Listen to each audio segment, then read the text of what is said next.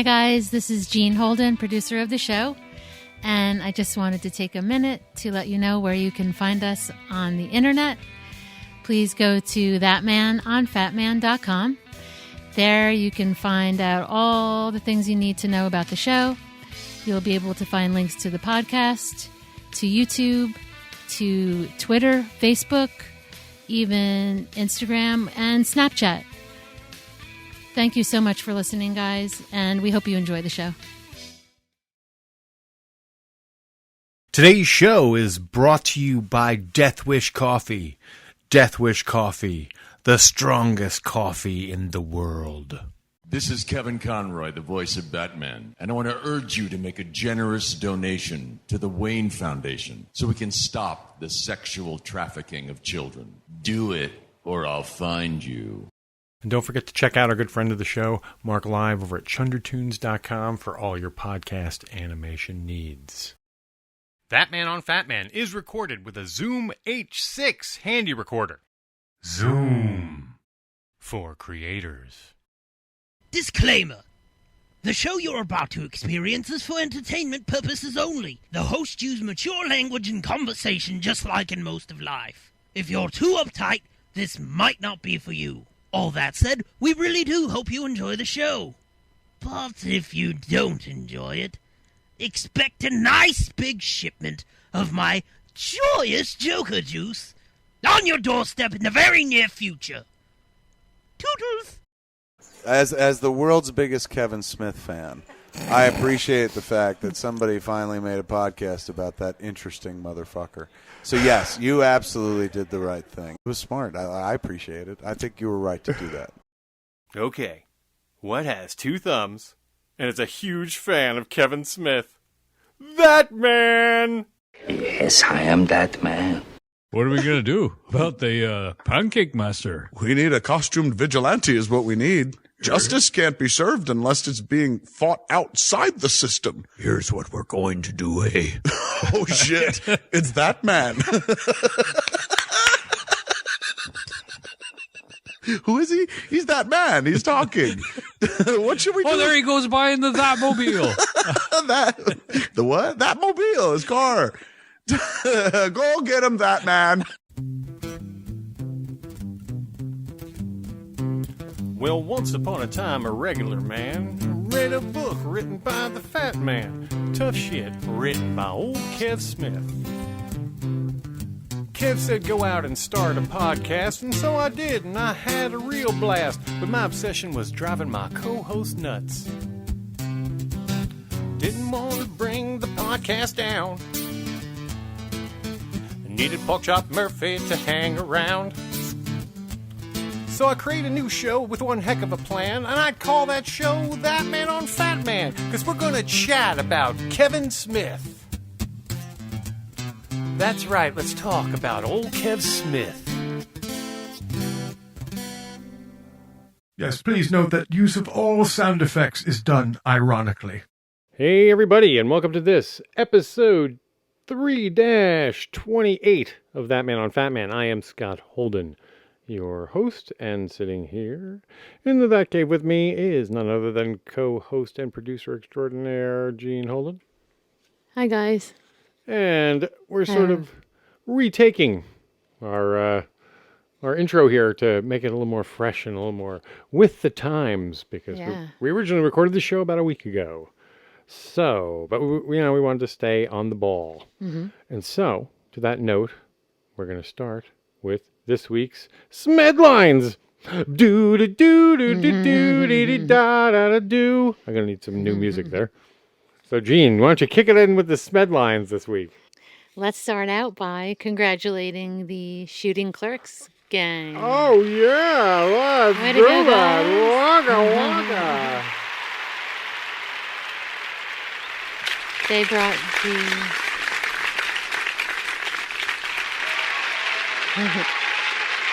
Finally! Wow, we're getting like a standing ovation. Years. And a standing ovation. Wow. It's amazing. Amazing. It's so great. So the show was...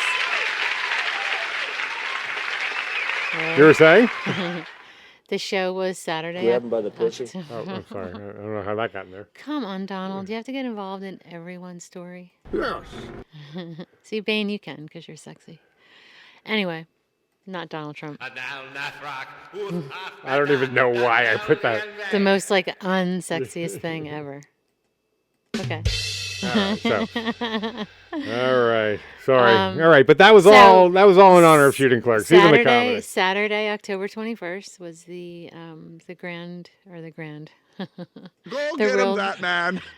The world premiere at the Orlando Film Festival, and the Shooting Clerks.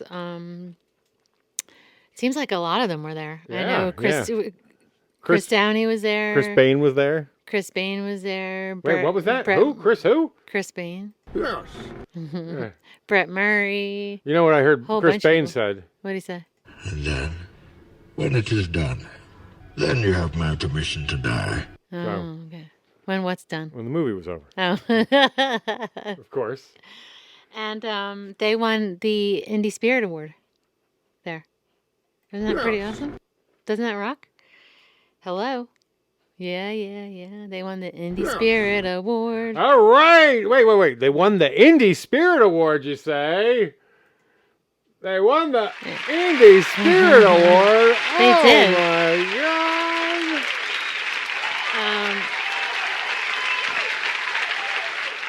God. There we go. Sometimes you got to figure shit out as you go. The Indie Spirit Award.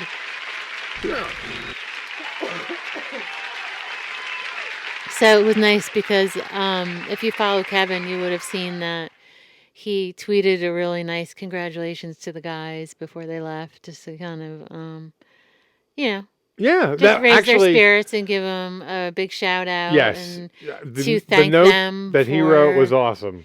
Thank them for sticking with it and sticking with and it, he making said, a movie about his movie. I can't believe that anyone really did. It's kind of weird.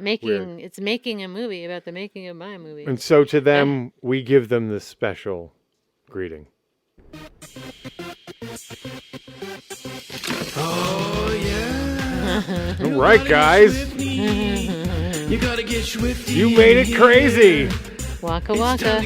Oh my God, you got swifty. Get swifty. So also, what the hell is that? It's also, our world's best effort. That's what. Also, things are getting crazy here. Shit on the floor. People are shitting on the floor. I'm Mr. Bulldogs. Mr. Bulldogs. I love that. Nathan, it's working. Okay, so also, Get swifty in here. All right, I I'm stopped. trying to stay on point. I know. I'm trying to celebrate in honor of the Shooting Clerks. This is big. We've been following this thing for quite some time. Since shit, I should go back and pull stuff from the first show. Oh, yeah. Now for listen. the first time we had those guys on. Also at the Orlando Film Festival, this is still the Smedlines. Still the Smedlines, isn't it, Rob? It's still the Smedlines. And Film Hawk was also at the Orlando Film Festival, and Bob Hawk, our friend Bob Hawk. Yes, he was indeed. Bob Hawk was there. Received the Cinematic Icon Award, which he totally deserved. And it was a double feature. And the ceremony began with the special. God, I should have fucking went. A special talk from Kevin before the award came up. Or was it pre-recorded? It was pre-recorded. Yeah, video. Yeah, him, telling him why he deserves it, I guess. But I didn't see the whole. That'll probably end up in the special edition bonus features. I know. So I thought that was really cool. It's awesome. Guys, we're really proud of all of them. I'm so sorry. Bob I was Hawk, so fucking close to going, too. So close. And Bob Hawk moderated the Shooting Clerks panel there. So awesome. It's kind of like a Shooting Clerks Smedlines, but Film Hawk is going to be at Doc NYC Fest on November 12th. So November 12th. So wow. Well, so you have the 10th, 11th, and 12th. You got Kevin Smith stuff to do. Yeah. So the 10th is the screening of Shooting Clerks in New York City. If you want to get details or order tickets, go to our website. It links you there, which is ThatMan on ThatMan.com. You'll see it over on the side, over on the top. It's all over the place. That's the Shooting Clerks tour. Yeah. Or mini tour or whatever it is. Also, then the next day is the 11th, which is the New Jersey screening, which is they're down in Atlantic Highlands. Atlantic Highlands at the world famous Twin Cinemas, Atlantic Highlands Twin Cinemas. And then finally, so you can wrap up a 3-day adventure, or just a 2-day if you only see the one movie and then the other. Yeah. You don't see it in 2 places. Yeah. You can wrap it up by seeing, then this will be the official New York premiere, won't it? This will be the New York premiere. There you go. That's official because the one we saw was like a special private screening. A Film Hawk. Yeah, Film Hawk, yes. And the official New York screening on the 10th of, everything's coming to fruition. I will say. Now we just have to finish our movie. Now, we've seen Film Hawk. No spoilers. It's a good movie. It's a good movie. If you've seen Clerks and you liked it, if you've seen The Snowball Effect, which is a documentary you'll like it. of the making of Clerks, you'll like both Film Hawk and Bob you'll like shooting Clerks. Yeah, and Bob is so likable, and the guys just like bring out his spirit in. Like, shooting Clerks is important because it launches my acting career. My career of world dominance. I want to hear what people thought about you. I want to see the. Yeah, if anybody I know. If anybody saw it, let us know. Yeah, well, I was hoping maybe we could get someone on, but you know how that works. Yeah. Easier said than done. Yeah. But we should have someone checking in about the screening very soon. That sounds so funny. And within the next few shows. Tell me how I was in the movie. Well, I am kind of curious to see how my scene was. And I'm wondering if I'm in it. There's in also that one scene. Remember? Well, there's a couple scenes I'm in. If I'm not in that scene as Howard Stern, if you see when Vinny, if they leave Vinny Pereira, thank you, Vincent Pereira. If they leave his footage in when and that's outside the movie theater, right? No, it was taken in a stadium. Oh, okay. I mean, not in a stadium. I think a library or wherever it was, because it had stadium seats. But the reason why it's interesting casting is it is the first they're capturing the first time someone asks, "Hey, how'd you get the cat to shit on command?" Oh yeah, which Kevin admits was a big thing because once that question came up, it was the first time he ever got to joke around and sort of riff on an answer. Yeah. And so it is significant to Kevin. And so therefore that being there is important. And in this version, the person who asked the question about the cat is Vinny, who in real life was the owner of said cat. Yeah. Yes, Lenin's tomb. And I am sitting directly behind him. There is zero way they could cut me out of that seed. If they leave that, they'd have to cut the seed. Yeah. So. Very cool. Yes. That is a funny scene in the movie, though. Oh, cameo. How does the cat show and come in? So I'm curious if that scene made it in. I'm also curious if there's... I may be like fucking Where's Waldo in this thing because... That's so funny. There's some extra shots. There's a shot that you're with Frank Powers in. Yes, yeah. Well, I have a still of that. Okay, that is outside the theater as the guy who plays Harvey Wiseman, which is the movie mogul character. The guy with the beard. Yes, that's Stefan Laurent plays that. Yeah. Him walking in the theater, we're there like looking through a program, looking as though we're at a film festival. Yeah. Just, basic. It's a nice picture of you guys. Basic extra work, or as they like to call it now, background cast. Background cast, yeah. Background cast work was excellent in this film. There's a tiny chance that I'm in it, too. Yes. Background. Yes, as background cast. And that's the other way I actually may have an additional credit in the film is... Oh, yeah. That's the real reason Frank Powers and I were there. Frank Powers was stand-in for Scott Mosier, and I was stand-in for Kevin Smith, who were in Scotland. So when they were shooting the cross-the-table scenes... Yeah. So when they shot Brian O'Halloran and Stefan Laurent, essentially we're the people they're talking to as Kevin and Scott. So when they're delivering their lines, it's us. Breaking that illusion. Yeah. Shattering it for you. The special effects are amazing. Kevin and Scott. They made me and Frank Powers look like Kevin and Scott Mosier.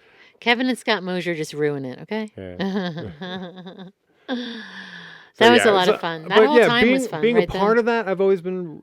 As soon as I saw they were doing it, I was a booster from go. Yeah. And very supportive, and over the past year or whatever, year and a half, 2 years, whatever we've done this together, the big reward, I guess, was ultimately getting to play Howard. So, oh my God, that's so cool. Very happy to have gotten that, and I want to see that it makes it in the final cut. I know. I hope it does. Or that they didn't decide, they're like, oh, this isn't working. Let's dump it. No. Well, you never know. Yeah. I think they would have told you by now, though. Yeah, I think so, too. I hope so. Stop telling everybody. Stop talking, because we took that scene out, dummy. Yeah, you're telling everybody, and they're never going to see it. Yes, maybe the special edition. We'll put it in the bloopers. Yes, bloopers, bleeps, and practical jokes. I'm pretty sure there was a few. There was a show like that, bloopers, bleeps, and blunders. Yeah, there was. There was a show like that. And practical jokes. It was Ed McMahon and fucking Dick Cavett? No, the Dick, you know. America, we're going to count down to the globe of the new year. On Big New Year's Walking Eve. Now, I know that is probably the cruelest I've ever been, but listen, this is the thing. The reason why I always had a problem with this is because I understand the guy had a stroke, but in TV, a world that so often strives for perfection, to have the new year be rung in by an old guy who could barely talk because he had a stroke was the most depressing new year you could possibly sort of conceive of. It's like, ooh, I don't know if it was ABC or whoever the fuck. It was like, ooh, but was that the doing Dick? this again? Was that the Dick you were talking about? Yeah, Dick. Who is that's Dick? Dick Clark. Dick Clark. Oh,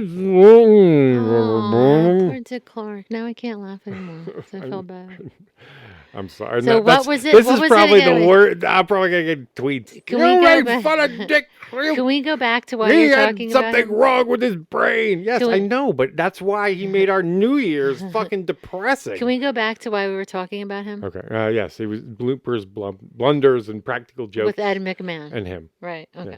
Yeah, that was their show. It was sort of like a ripoff of like America's Funniest Home Videos. I know, but with those two, that doesn't sound funny. They're not even funny. Well, like, McMahon, he was. Come on, like comedy. See, here's the thing. It's so funny because your perception of Ed McMahon. Ed McMahon was America's number. You know, for many years was America's laughing boy. You know, he was the number 2 guy to Johnny. He was Johnny's sidekick. I know.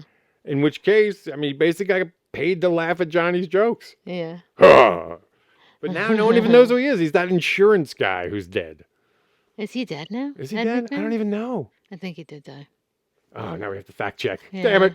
Everyone's like, yeah, hello. Well, I don't know. He might not be. Ed Mc. I think Ed Muffin? McMahon's dead. I think you're right. Someone killed Ed McMuffin. Yeah, 2009. I thought I remember him passing. Yeah. Hi-oh! Now you say it. Let's pour one out 3, 5, 10 years later. Oh. Hi-oh! Yeah, 2009. Don't you have folks. a sound effect for him? No, him I don't. But that would be the one. Hi-oh! Hi-oh! Yeah, that was his big. And here's Johnny. I mean, that was a different Johnny time. Carson. Total different time. Yeah. Johnny Carson was very abusive to women, I think. Maybe misogynistic. I don't know that he was abusive to He women. had a bad reputation. Or a bad boy. I think that he was. I think that he liked the ladies. Well, he liked the ladies and he liked to play. drink. He was a playboy. He liked to play around. But he eventually sobered up on his own. Okay. And then he would slip. Right. That when he gets a little like that, like crazy with girls. He had personality change. Yeah, he had a personality change I didn't like, but when he was funny, he was funny. There's a great documentary on him. Yeah, no, that's what I'm referring to. But when he was funny, he was married to his work. So there are parts of people that you have to appreciate and kind of separate, because he was hurting, I think too. So anyway, you brought up Ed McMahon and Dick Clark. All this to say that there once was a show called Bleeps, Blunders, and Practical Jokes. And the reason we brought that up is because there may be bleeps and the blunders in the fucking Clark's movie. Blah, blah, blah. So, bringing it all back. Yep. All right. So now, are we done with the Smedlines? Yeah, that was the last thing. And that's the Smedlines. Boo-da-bee-da-da-ba-da-da-boo-da-da-ba. Oh, I had a burp, but it didn't come. Oh SPD. my God. Tessie Groupie gets this really nice song. Yeah. Well, I'm only teasing. You know, in the divorce, Indie Mac User got the theme. The divorce.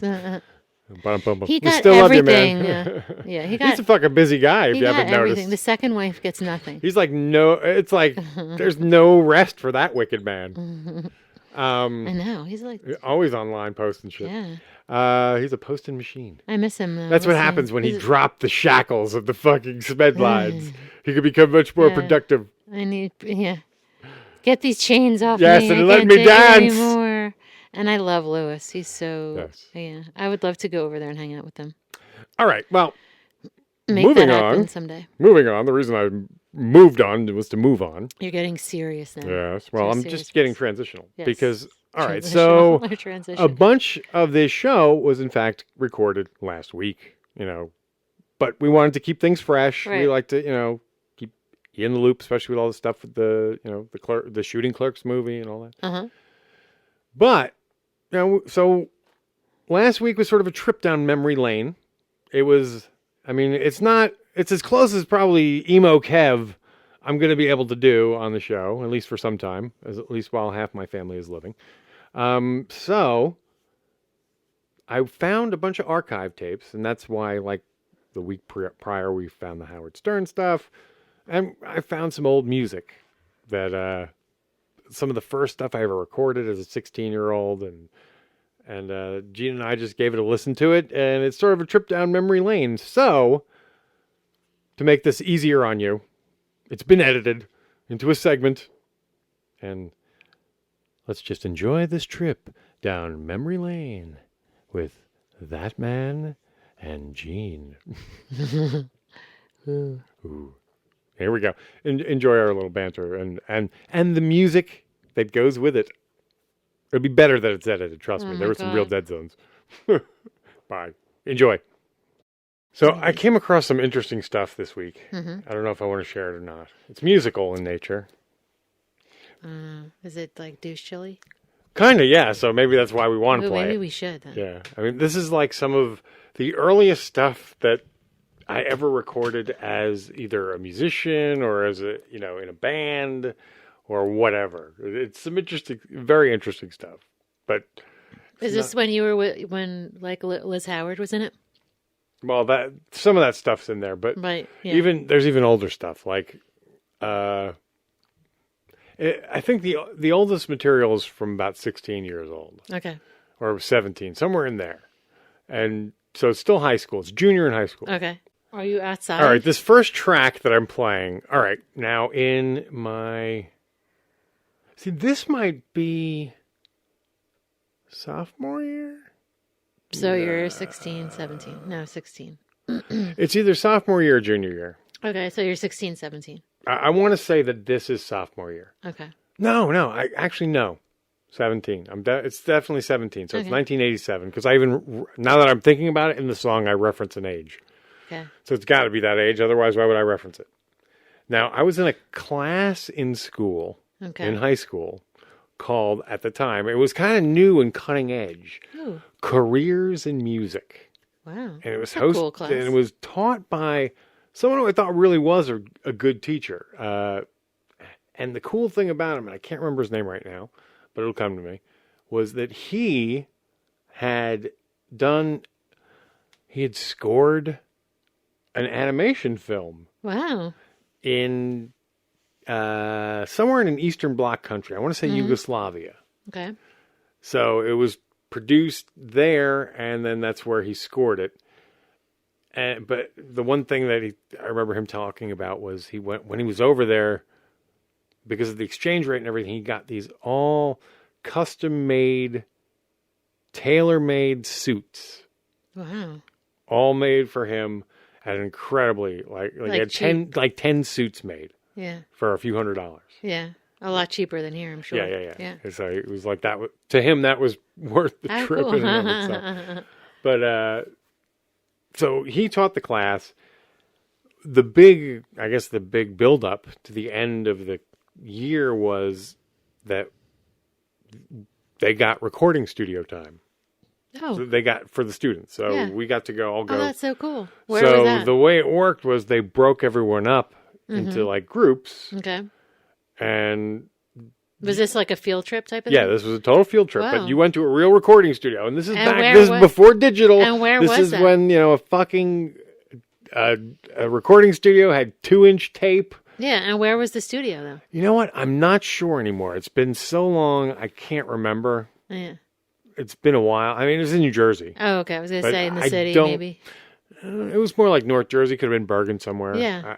I don't recall. Right. I never went back. But how cool. What? It could have even been Sterling. It could have been. So maybe I did go back. Who knows? Yeah. So each group got That's really cool. a chance to. And he was really encouraging us to maximize it, because back then the way it worked was the recording studio time was very precious. Yeah, you pay by the hour. Yeah, so a band got fucking tight and then went into the studio and did their music. Yeah. If you were, you could multi-track, but at the end of the day, it was 24-track tape. Right. So the tighter you got your shit, the better off you were. Right. So that's what he was encouraging us all to do. Yeah. Now, this is a group of, 16 and 17-year-old kids. Yeah. So. Yeah, your attention is not the best. Yeah. And since you got paired up with a group of people, you didn't really necessarily have control of the project. Right. Because there's always one person that does the whole thing. Pretty much. Well, there can be. It's always like the one guy who takes charge. Thank God. So I got paired up with a couple of guys, and you know what? It worked out for whatever reason. Yeah, because you enjoyed what you were doing. It's fun. Sounds like fun. There was one guy in the class who was anticipated to be like a freaking genius, but he didn't treat it with any seriousness whatsoever, and just went in there and blues played or something, and the teacher kind of got pissed at him. Well, because he was. And then you had these three goofballs. Me, who was a total hardcore punk kid. Yeah.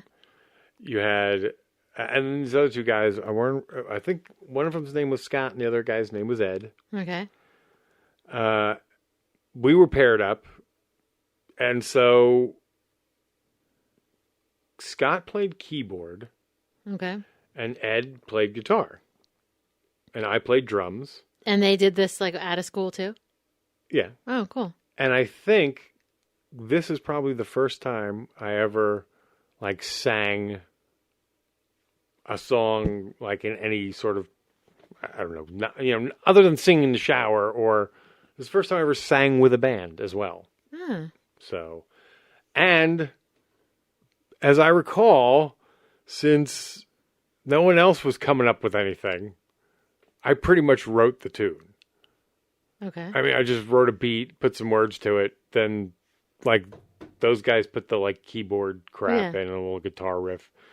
Now, we never finished the song. We didn't even get to finish the recording session because they were like, you guys are done, because we weren't as tight as we want. But of all the shit that got turned out that day, we probably got the most done. Wow. The closest to something that could be called the song. Now, I'm going to go through total douche chills because everything about it is cliche. I hope you got a good grade. Yeah, we got the highest grade in the class. Did you? For that project. Good. I think we got a B. Very good. I wonder if that class is still around. That would be a good class to take. Well, the whole song is 1 minute and 33 seconds long. And we didn't, like I said, I recall it's not quite complete. So it just kind of peters out. Now, please don't be too over-judgmental. This is I will not. 17 years old and just a class project in a recording studio. And I'm surprised you have a recording of it. Did me you too. Did you do it yourself? We got a copy. Then everybody. It was at a recording studio. Okay, so you got a copy. But here's the thing: okay. the copy I have, apparently at one point I accidentally hit record right in, so it's like a fucking blank spot that'll just never be able to go away. Yeah. But sometimes you can't do that. You have to kind of. So shit happens. So you got to put up with it. So here it is. Without any further ado, something I seem to have called "It Seems As Though," because it's the word I repeat 30,000 times. That's the name of the song. Why is it not wanting to play? What's going on here? There we go. Here we go.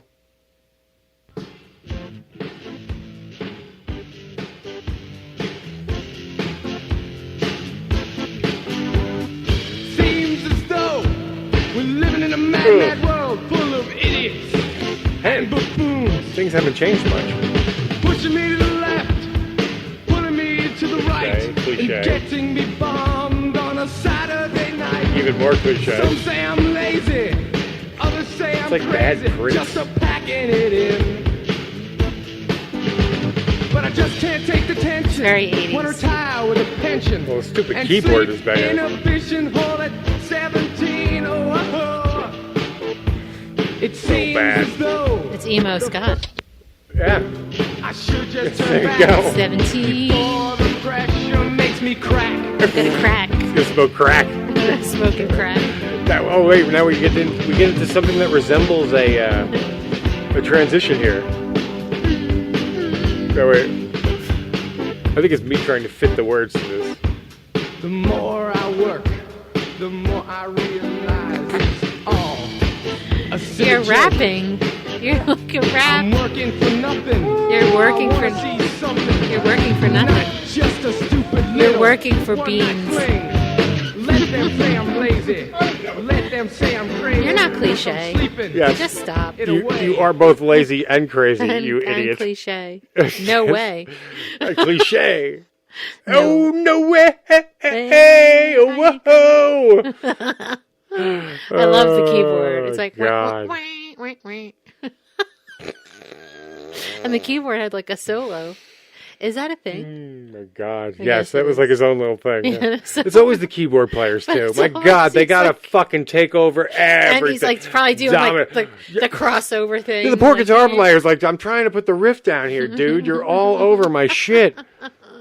We don't even have a bass player, and We're you're so fucking annoying. we're You so shouldn't you be playing the bass line, dude, on your left hand? We're so underrated. I need to like outshine Dude, you. don't you know who we are? We're the Recording Project. Is that the name of the band? Yes, that was a... No, I'm... The Recording. Douche's got a douche. It was called Haters got a hate The like Recording douche's got Project. a douche. It's very good. Yes. I like that well, band that's like name. fucking... like Alan Parsons Project. Yeah. The Alan Parsons Project. Yes. All right, so... Keyboards are number one. All right. Okay, so that was a school Right. project. And it's definitely you. I can tell it's you. Yes. You definitely, it's your voice. Yes. And it was good.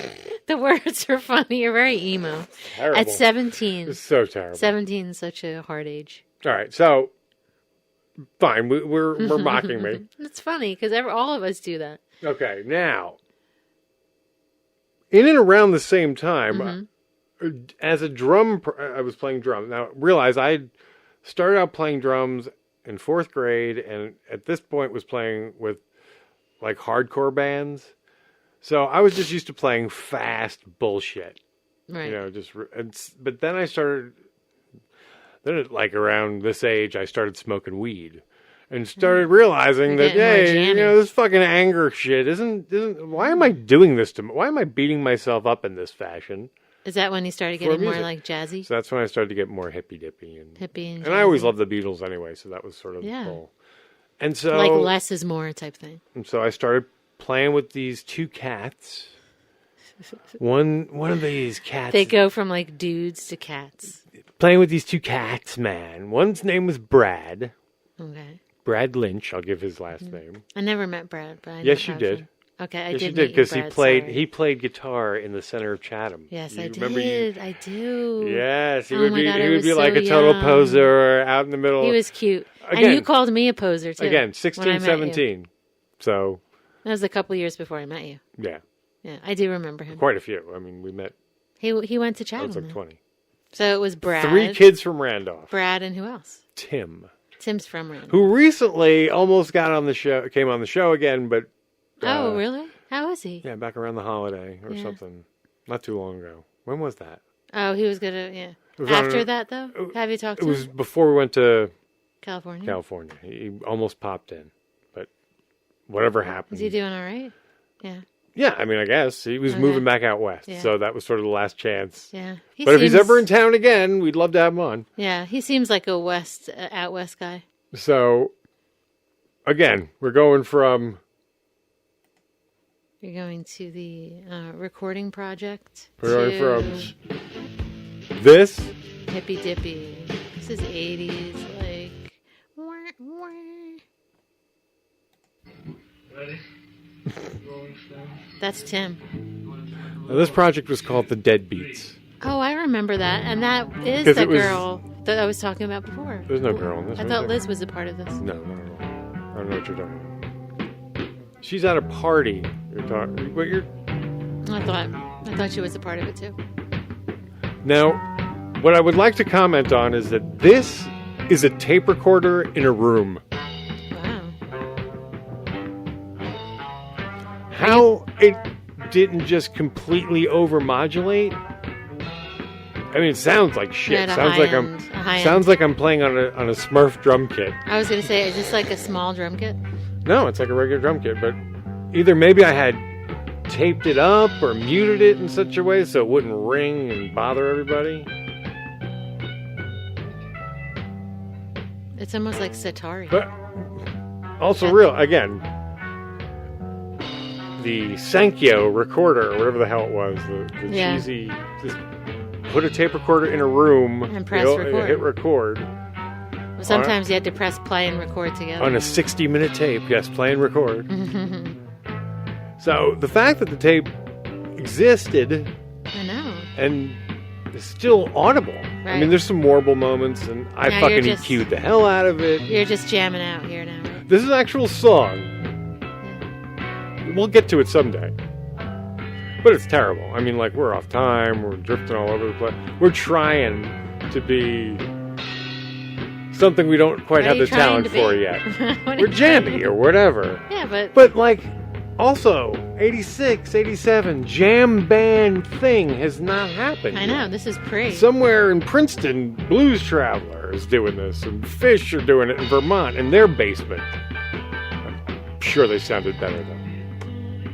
Actually, by 87, I think they were playing out. Is that? And Tim's doing vocals. He always did. And this is an original work. So. He's singing high. Oh, Tiny Tim. He was into Dylan and Marley. Yeah. He must be happy about Dylan getting the Nobel Peace Prize. If I recall, he's playing a Gibson Melody Maker, 1964. Through I want to say an old Gibson amp, but I could be wrong. He was a Dylan fan? Or maybe a Melody Maker. I don't remember. Yes, he was a Dylan fan. He was and a Beatles guy. Beatles. Well, we both like the Dead. We all like the Dead, and we all like the Beatles, so the Deadbeats. The Deadbeats, very cool. So there you go. So we kind of got...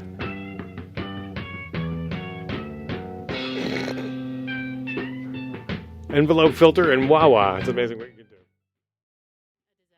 do. Well, I really I saved the worst for last. Is this your first time ever playing together? It's our first or second. Yeah, I mean, God. I mean, you're trying to find your groove. Okay, so I came out of hardcore, and I'll just let this play. So you could say that we kind of did something here. Yeah. There's a change happening. Yeah, I'm like... Someone's breaking out of the box. What's so weird to me is, like, with them, I played more Keith Moonlight than I've ever played in my life, because I've never spent that much time on the toms. Well, you didn't have to. Yeah, that's where you went. There's your vocal. See, we're playing a song. The audience is so very fucking Jerry-esque. Yeah, big influence. It almost sounds a little like Jerry. He's probably singing into a guitar amp, too. He sounds a little like Jerry a little bit there.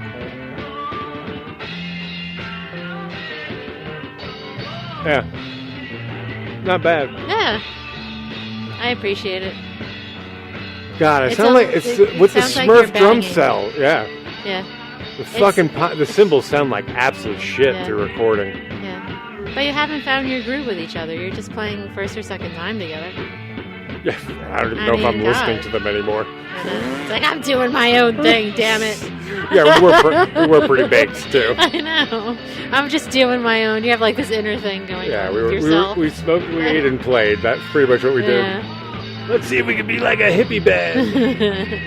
You weren't hurting anybody. But, okay, so anyway, as I was saying, I was a hardcore guy, and now I'm learning, now I'm playing rock and hippie shit, which you would think would be easier to slow down, but it wasn't. Reggae just completely threw me for a loop back then.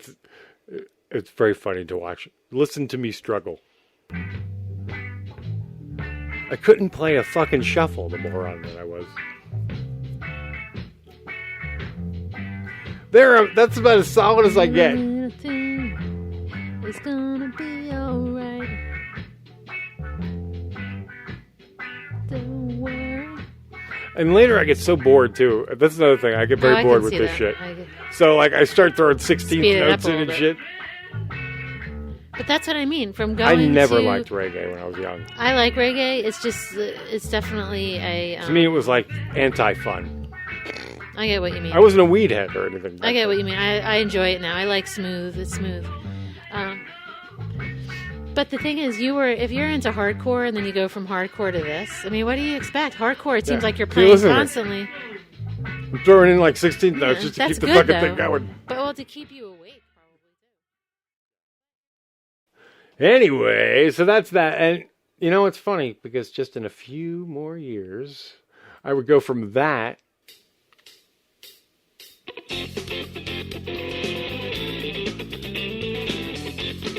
I don't know if I've ever shared this one. This is the most cliche of all the songs we did. This, you could tell, is the third song we ever wrote.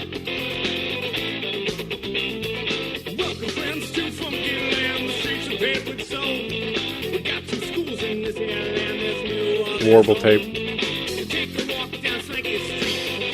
Yeah. Can you believe it's the same guy? Going down Slinky Street. Still rapping. You're rapping, man. Hey. That's how people... I'm telling you, as the person who wrote this song, if I spent 10 minutes on it, I spent a long time. But it is rapping. And it was. It is. You know how They Might Be Giants have that, this is the third song? Yeah. That's how this really feels. I mean, it's just like, I need to write a third song. I gotta get this out of the way. Okay, yeah, fuck you. Oh, is that the riff you got for me? Okay.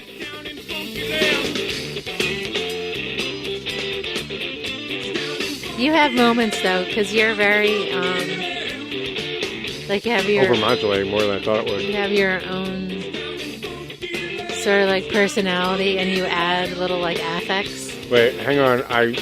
My favorite part of this is Keith's crowning moment. Oh, yeah. His little imitation of Beavis. Yeah. Ooh, that was nice, that drum. That's Chris Penny. Yeah. Hey, baby. Hey, baby. Yes, that's right. When I say Chris Penny, I mean Chris Penny, founding member and drummer of Dillinger Escape Plan. He was doing like... And later, drummer of Coheed and Cambria. Sound like he was our drummer. He was doing like triplets or something back there. He's fucking good, man. He's really good. And he's very, like, he's doing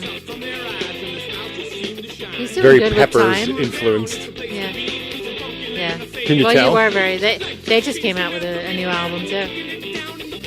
You know who else came out with a new album? This is crazy. Aerosmith. Really? Hey, why not? Fucking Rolling Stones are getting ready to go on tour and do another album or some shit. Yep. And the Red Hot Chili Peppers just put out a new one, too. They're good. They sound good. Anthony Kiedis, man. He's hot. Looking good, Anthony. With that long hair. Fucking Keith solos are awesome. Oh, I know.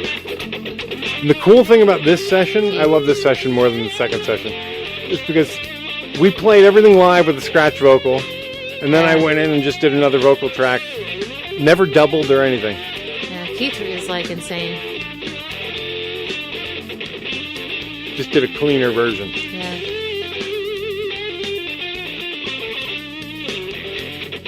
Well, you can tell because when he's playing solo, It's beautiful. there's no other guitar. Like you don't hear rhythm guitar.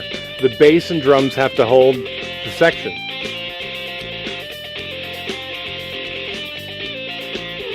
I like that. That's organic. Yeah. Keith is so good. Who's playing bass? Is that Joe? Yeah. This is the Joe's the man. This is Prozac Prime. Alpha Prozac. The Alpha model.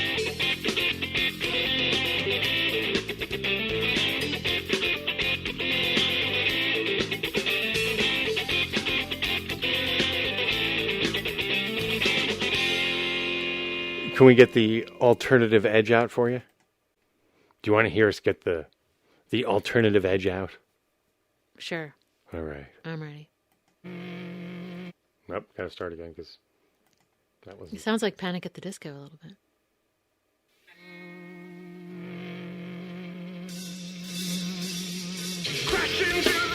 Yeah.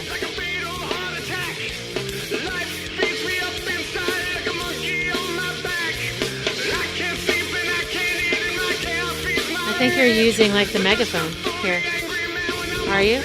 Using distortion, essentially. There's distortion. There might actually, I might even. Yeah, this might be the megaphone. I think you had that at some point. Or they might be just distorting it. No, this is megaphone. Yeah, it's megaphone. You're right. Nice call. Well, no, you had some sort of effect on the microphone at least. Yeah. Yeah, I was singing into a megaphone, into a microphone. That's how I was doing it. Because I used to do that during one part of a song. Yeah. And then I think it was this song. Then we did this song, and it was like, well, I'm going to use that effect now. We should take it out of the other song because it's going to be overused. Yeah. And then everybody was doing that too. That was like a staple of the 90s. The megaphone. God, I could turn you inside out. There was so much the other day. I was listening to.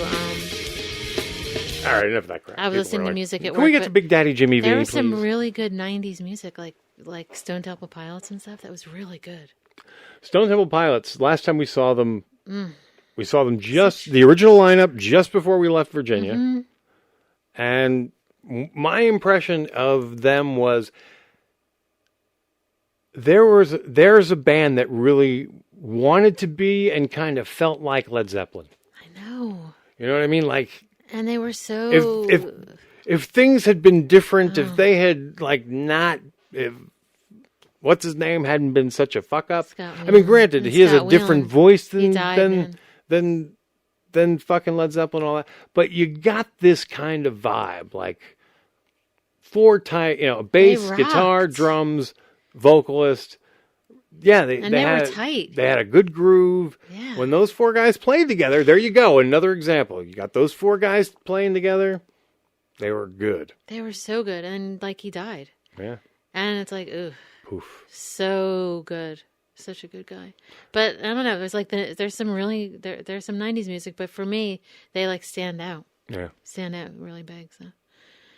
Also, Anyway. we've been getting very nostalgic. I've been getting very musical. Again, we stumbled on a cache of old music, old stuff. So I'll be pulling more out as the weeks come. Yeah. I hope this didn't just like fucking bore the hell out of you. I find it interesting and kind of funny, and very much EmoKev-esque in its own way. EmoKev. Yeah. I didn't sit down and do the diatribes. I didn't dobble. You express yourself musically. I wasn't doing Lloyd Dobler, but yes, I was doing the music thing. Yeah. So that's where vocally, and you were rapping. I found some other stuff that is very interesting. It's very funny, but it's so inside and so in the family. I'm afraid that if I were to play it, it would do more damage than good. Yeah. So, but as time, I'm going to see if I can creatively edit aspects of it, because it is the oldest material. Right. Is there someone else involved in that too? My brother's in it for sure. Maybe you could do a commentary with him. It's us being totally goofy. Maybe you could do a commentary with him. Maybe he'd want to. There wouldn't be enough because I would have to. You know, there's a lot of stuff that could be potentially harmful. Yeah, or hurt people's feelings within our family. Well, you so could cut stuff out. It's us being goofy and being kids, so it really didn't matter to us. Yeah, at the but time. It was like inside meanness that no one else needs to know. Yeah, pretty much. That's always better to keep to yourself. Yeah, because there's stuff. But still. God, it is so. It is as close to EmoKev as I'm going to get. I mean, because it's really old. Out of context, makes no sense. It's sort of like us building our own comic book universe. You were, and you were doing like radio. You were doing like a radio show. Yeah, kind of, sort of, kind of. And then song parodies as well. Recording yourself like we are, Yeah, all real douche chill inspiring. Yeah. But because it would so potentially, because, like you said, we were secretly making fun of somebody. Right. I used to record songs like off the radio, and then I would record myself like announcing it beforehand. But you think those are the beginnings of you wanting to perform, and me. Oh, totally. But that's me saying, "Ooh, this would be fun to be a radio show person." Absolutely. But you know what I mean? Like without someone seeing that or you putting yourself out there, no one would have ever. The name of one of these little projects was WDUMB. But that's what I mean. Like this is you. Dumb. This is you, right? Like, how old were you? Maybe like 10, 12? I think the last ones were produced around 12. Okay, so like 30... that 7th grade 33 years ago, showing signs people, of comedy. This is what you want to do. I mean, and then... Because we were trying to be funny. But, okay, so you started there. So there's a lot of poop humor. And you're here, but what are you doing? Genital humor. You're still in performance, not much has changed comedy. Since Trump. I know, but it's amazing because even back then, that's what you were doing. Yeah, I wish I could play this stuff. You were preparing. You were preparing. You were following what you were following your dream of performance. Indeedy. I find that fascinating and very comforting. I'm glad you do, Wegwee. I do, Wegwee. All right, and there you go. We hope you enjoyed that. Yeah. Very festive feature. Mm-hmm. I don't know what this was. Eclectic. Kind of like some weird version of my mom. Would you call that eclectic? Well, the music is, it's certainly... Eclectic. In its, yeah. It's unique. Yeah. What I know ended up on this piece is the part where you and I crack up. I think it's during that first song I wrote when I was like 16 and recorded it. We're pretty much, there's a point where we're doubled over. Oh my God, it's so funny. Yeah. And that's what goes on in the minds of a young songwriter. So there you go. I don't have myself driving down the road and talking into a tape player, but around the same time in my existence and in Kev's existence, that's what was going on. Yeah. So I was writing bad songs. All right, now we're going to pivot over to a good friend of the show, someone we very much enjoy and love talking to. He's a contributing producer to our documentary. He's a huge Kevin Smith fan. He's a big fan of Babylon. He's there damn near every show that's in the Los Angeles area. And he's the best host. Yes, and he himself is launching a new show. Yes. And he's going to talk about that more when we now welcome to the show. Welcome back to the show, our good buddy, Mr. Big Daddy Jimmy V.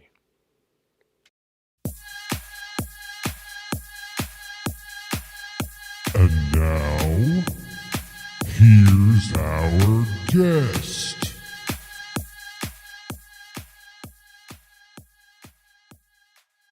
Let us welcome back friend of the show, compatriot, and let's see, Tentacles of Evil. Master. Yeah. as was mentioned by somebody on a show. I think it might have been Chris. He has a good Halloween voice. Yes. The one, the only, Big Daddy Jimmy V, who I can't stop calling James now because I have you as James in like all my devices. And it's like your proper name. Yeah, so I keep referring to you as James. Yeah, James. Meh, that's easy to get over. Just call me Jimmy. Jimmy. So, Big Daddy Jimmy V is on the show. Back. Thank you. Yeah, we miss you in Marin and L.A. We miss everything. I know. We've been having just a crazy time. I'm obviously busy work, going out, seeing stuff. We were at the went down to the Los Angeles Shakespeare Center last night. Nice. Ooh, wow. Saw some stuff. Some Shakespeare? No, it was a debut piece, puppetry and contemporary dance. Not puppetry of the penis? No. Not puppetry of the penis. No. Oh, okay. No, I'm a big believer in that. I think that's the next new thing. That will save puppetry. Puppetry of the it's penis? Trying to save Vegas, I think, because it's out there. So. Yeah. Very cool. We could have got the show while we were there, but we didn't think about it in advance. No. Probably need advance tickets for puppetry of the penis shows. Oh yeah. 4 months at least. Yes. Those are crowded. And they sell out quick. They're quick sellers. That they are. Because you don't want to be, Bring your raincoat. Yeah, the front row is very, very messy. Yeah. Try and get a balcony seat if you can. You're a lot safer. Those are the first to go. There's some experienced, there's some experienced people out there. I believe Steve was trying out while he was there. Steve, he makes me laugh so much with his tassels and everything, and that smile. Like he always looks like he's up to something. Yes, deranged. Yeah. Mr. Midnight Smoke is up to something. He is most definitely up to something. I don't know what is going on there. So what was going on at the Shakespeare Festival? Obviously not puppetry of the penis. No, it was puppetry and what was the other part? Contemporary dance. Contemporary dance. That's fun. Yeah, I like watching that. Me too. I like to express my whole life in contemporary dance. Me too. Yeah. There you go. But what's been going on with y'all? Not much. A deep breather, I think, was in order for us. I guess, we haven't really talked to you since we interviewed Kevin since we saw you last. It was so weird. We just left LA and then we were gone. Yeah. Yeah. We miss it. We do. We really liked it. I don't know if you heard the most recent show that dropped because it had the interview with Chris Kim and we really, you hear it. Yeah. So, spilling out of us because we're right there. It's still in the moment. Right. And we didn't even get a chance to really, I don't know. Yeah. Debrief? Well, they did write a song about it. I know. We love LA. We love LA. Oh, yes. I love LA. We were singing it to each we other. Actually... We love it. We were singing it to each other. What was it? The podcast with Susie Q a couple shows back. We closed with that theme. Yeah. However, if you're on the if you listen to the YouTube version, it won't be there. Yeah. Yes. It gets pulled, but I love that. So it's true because, and you know what? It says it like it is. It's very Randy. I love LA. And the red-haired lady, she's reaching for an apple. Sorry. But no, so what's going on with the film? I mean, you were out here filming. You got the con. We came back. Much. We came back. No sooner did we. You knew because we learned it while we were there that when we came back we would be filming Kevin. Mm-hmm. So we came back. We filmed on the last day of Comic Men's shoot. It kind of wrapped. It was a very surreal and crazy experience, as almost all of our interactions with Kevin have been. Yeah. Because originally the plan was to shoot in the comic book men's space. Now a couple people made that call without clearing it, and so that was the first wrinkle.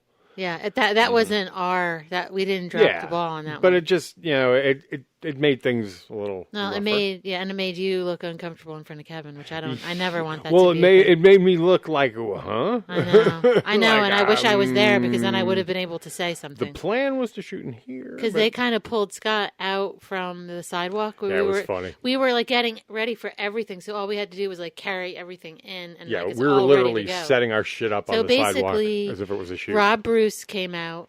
And didn't recognize us. Didn't even know it was Scott. It was supposed to be Scott. He's like, "Oh my God, Scott!" He's like, "Where's the director over here? Is there some director?" Yeah. And then I kind of come up out of my stupor because I was. I'm bent glad over. it was him because he kind of. He goes, "Oh, Scott, cool." I'm Yeah. like, "Yeah," and I looked like a deer in the headlights. Yeah, I know, but I think he made it better by saying your name. Yeah. because then you feel like, oh yeah, this is cool now. Yeah. But then you get in with Kevin, and he thinks you're and they shoot like recording down the in block. there. They rent out a building down the block from the stash. So it changes the building. It depends on what's available and what they can get in. And so, like, we're on Broad Street, with gear everywhere. Right. And so now I'm in this thing. And Kevin's AMC has their own space. Yeah. This is their space. It's more AMC space than it is right. View Askew. Right. Right. So Kevin quickly goes, well, just stake out a space in the store, and we'll shoot there, which is fine. Yeah, I like the spot that you picked because it's different than any other spot.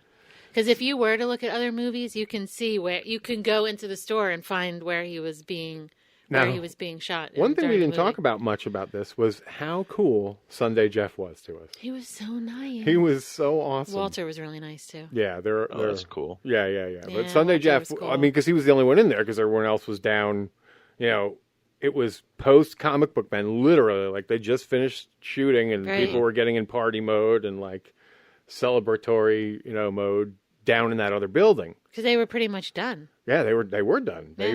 There was a Comic Book Man rap party that night. Yeah. So it was like we were the last little thing before he had to go. It was like the last minute that he had. So he set up back at the stash, and Kevin and everyone's like, "Oh, you want to get a chair?" I'm like, "No." Kevin stands. Yeah. All he did was, and he doesn't. He just stands. It's so funny, and I mean, because you and I, we talked. I really sent Kevin direction in advance.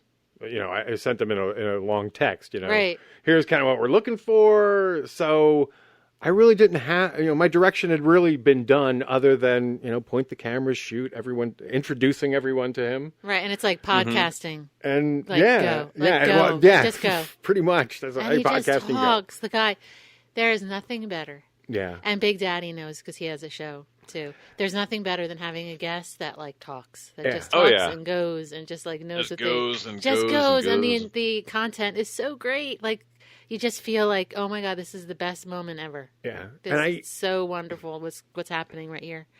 Yes. Yes, indeed. Yeah, and we just kind of let it happen. The kids were there, which was a big thrill. Yeah, and they were a lot of fun too. And I got the vibe that Kevin was sort of placating or making, like, Kevin doesn't, I guess, mind waiting, going to the very last minute. And he was trying to give us all he could. And I think part of that was even, like, sending off his assistant, like, tilting at windmills practically, like, and go do this busy work so I get 10 more minutes with these guys and you don't try and cut me off. You know what the best is, though? His ass, because basically his ass was on fire because he had to get to the airport at a certain time. Yeah. But you never feel that way with him. No. You never feel like, okay, got to go now, bye. Like, you never feel like he's cutting you off to do something else that's more important. Yeah. Right. He, like, plans it, like, to, like, the second. Like, okay, take my bags to the car because so now I have more time with Scott. Like, Yep. And he plans it so he doesn't have to be the dick and has to just jump up and leave. Yeah. He's just a nice guy. Very gracious. He's really, really very sweet. gracious. Yeah. Gave us great stuff. I know. I mean, excellent. He is who he is. And then as he went out the door, he said, "You're doing a great job, Scott." And that was like, hello, now I'm floating off the ground. Yeah. Wait, really? Am I? I got to look down. Oh, yeah. And, okay, now here's what I will say. And I don't know. And unlike last time he gave me a cool compliment, nobody died that night. So I didn't have to get all bummed out later. Right. So you didn't have to feel bad about getting a compliment because someone died. Very cool. It was awesome. Yeah. Nice. Yeah, but that's not about Big Daddy. Well, yeah, but okay, so we went that's and then after that was done, we were so sort of shagged out that we didn't even plan it. We did a podcast, I think, that night or that week, and then we just like collapsed. And we took a nice fun break. It was a good break. We didn't do anything. I mean, I uploaded footage. Yeah. That's about it. And prepared and did all that kind of shit. But editing mode is official. Yeah, it's true editing now. But like, it's not like I have anything to show anyone yet. It's so much fun. I can't wait. And there was, I have to admit, I needed that month off because I had like, I guess the film equivalent of writer's block. You know, I was just so, Just like burnt from it. Yeah, burnt. Burnt's the best word. Burnt from it. That's the word that Marilyn couldn't remember. Right. And then when you start getting burnt, you just need a break because then you're looking at things. Because you become depressed by the very thing that you like. Right, and then you start to become like and overwhelmed. Even when you hear, like sometimes we'll talk about it, and I've heard us talk about it, and it's like an albatross, and like, geez, I don't want that to be. That. Yeah. I don't want that to be the way I express the movie because I don't want people to feel like it's that. I mean, I know we're being human, but still, we needed a break to kind of get a better look on it. Away. Yeah, we need. You have to, and so many people were saying it's okay too, and like people that have been through it already, so that made it better too. But like I know Bob I'm in the Hall. right mode now because I'm getting so excited. Not only even about because we did this massive cleanup. Yeah, and I found like old, analog cassettes. And all kinds of cool shit that is just like firing my jets. That's essentially content. Yeah. And between that and looking at the footage now, which looks new to me again, like enough distance has passed. Yeah. Oh, so it kind of looks like fresh. It doesn't look like, I've seen that like 10 minutes ago. So what is the plan now? I mean, is it you go through all the footage and discover the narrative? Or I sort of know where my narrative is. Okay. The first thing I'm going to do is take every subject and sort of. It's just sort of telling the story and getting a first cut. The first pass. What's that's what Bob wants to see too. What is the date that you've given yourself for that first pass cut? Well, we're shooting for. I mean, it's January 2018. Yeah. I mean, we want the movie done by January 2018 It'll be done so that we then. can be considered for Sundance 2018. So it'll have to be done by September. It will be. That'll a year from now. Yeah, so a year. We have a year of editing. Yep. Okay. And we'll also be doing pickups and shit like that too. Obviously, I think when I say first pass, like 4 months from now, do you expect to have a first 3-hour cut that you can sit down with somebody else that is one of your mentors or producers and look at and go, okay, cut this. I'm hoping a lot sooner than that, sir. That kind of, okay. We'd like it to be before that. I don't think I have that much footage. I wish I had that much. You shot 4 for months. a year. I know, but it's not like I shot every day. You know what I mean? No, but I mean, in terms of raw hours of footage, there's a lot of and footage. a lot of it is multiple. 80, a lot of it is coverage too. It's multiple angles of the same thing. And there's B-roll, a lot of it. And since I think very auditory, I'm going to be pulling more for sound, more for what the story is told. Yeah. So a lot of it will almost be cut like audio. This whole thing is so exciting, isn't it? Well, that's what I'm saying. Like, if you've done, probably 40, 50, 60 interviews? Yeah, I think 50 was our last count, which is which I wanted to get to as a minimum. Even I really wanted 100, but okay. That's 50 hours of people just talking. Yep. Times and 2 B-roll, double camera, and B-roll, and all that. Yeah. You got a ton of footage. Man. I do.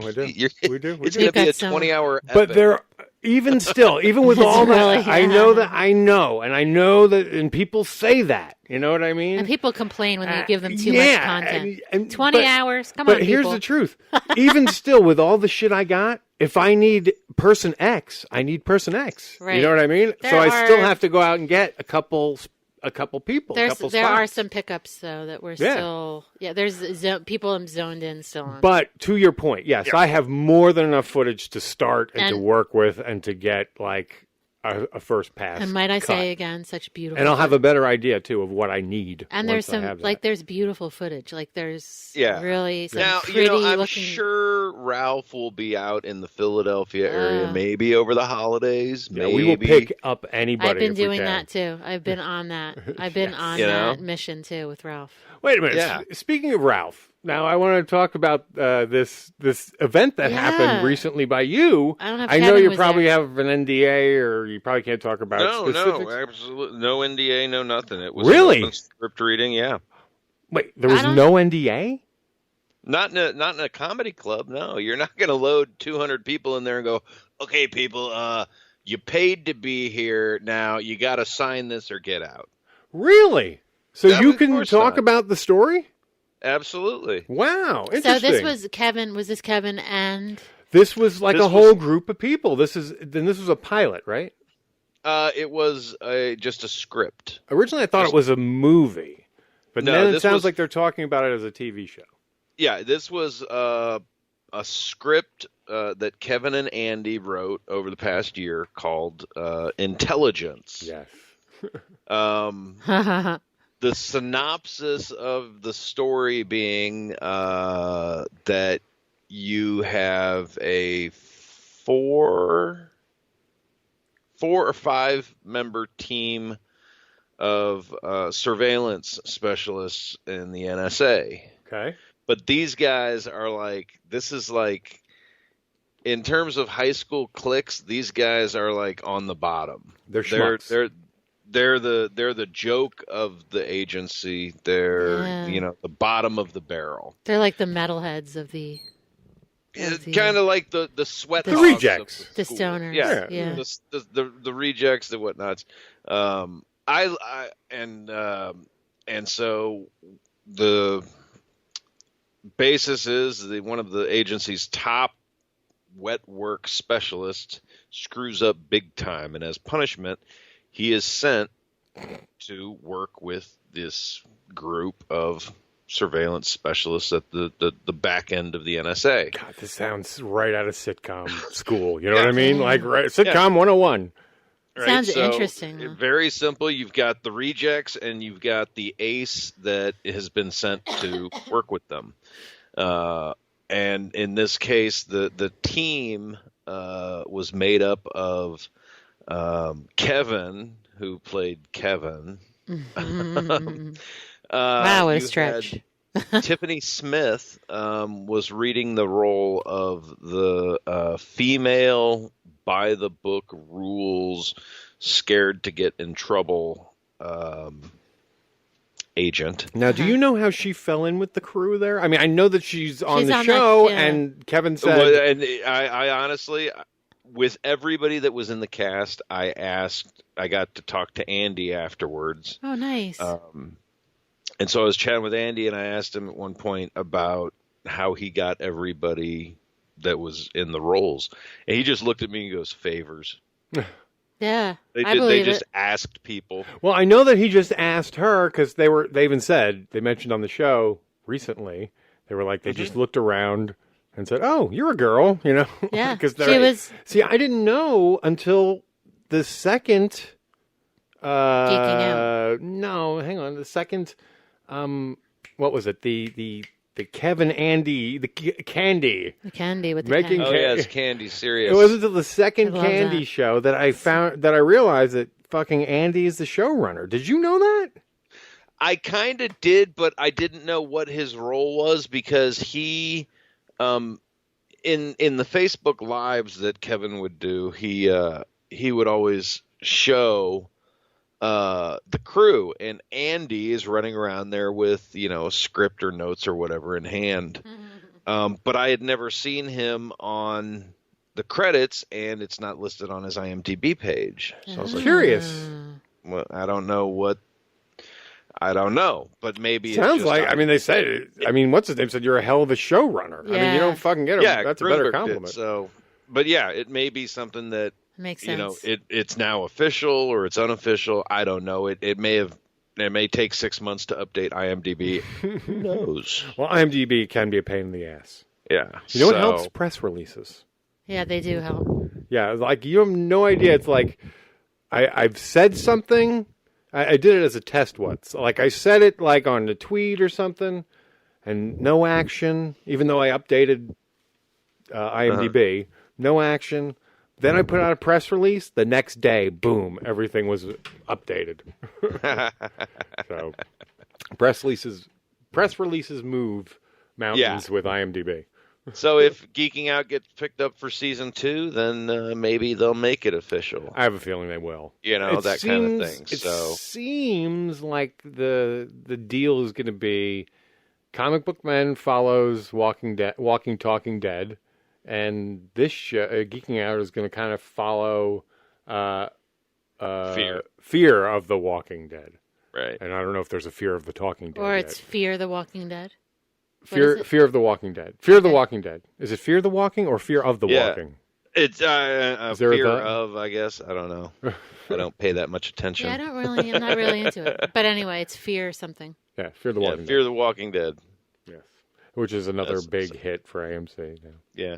So they've got Kevin and they've got Tiffany Smith's character. Then they've got the old grizzled CIA Secret Service 50-year veteran that is in the group that is just kind of, this is his last stop before the old CIA retirement home. Is that Ralph? That's Tony Todd. Oh, okay. Not Ralph? No. That's Tony Todd, Candyman, who yes, is that's right. amazing. I heard he was. And Marin Absolutely had a picture amazing. with him. Yeah, I saw Marin's picture with him. She was so excited.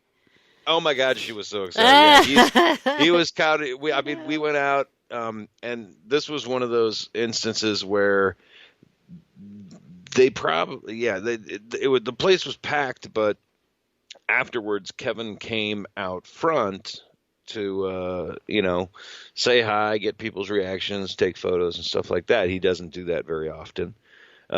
So of course that Jordan was there. They had 4 cameras filming it so they could, take it around and watch it, and Andy and Kevin could rewrite based on, where people laughed and didn't and stuff like that. Yeah. So they could work it. So they pro shot the whole thing. Smart. But it was interesting. It was pothole. Sorry. That's okay. Not at all. Not a problem. But yeah, Tony Todd was out there. We were out talking with Andy, and as soon as Marin saw Tony Todd, it was like, okay, Andy, sorry, we got to go. She went running over to catch him before he left. Poor Andy.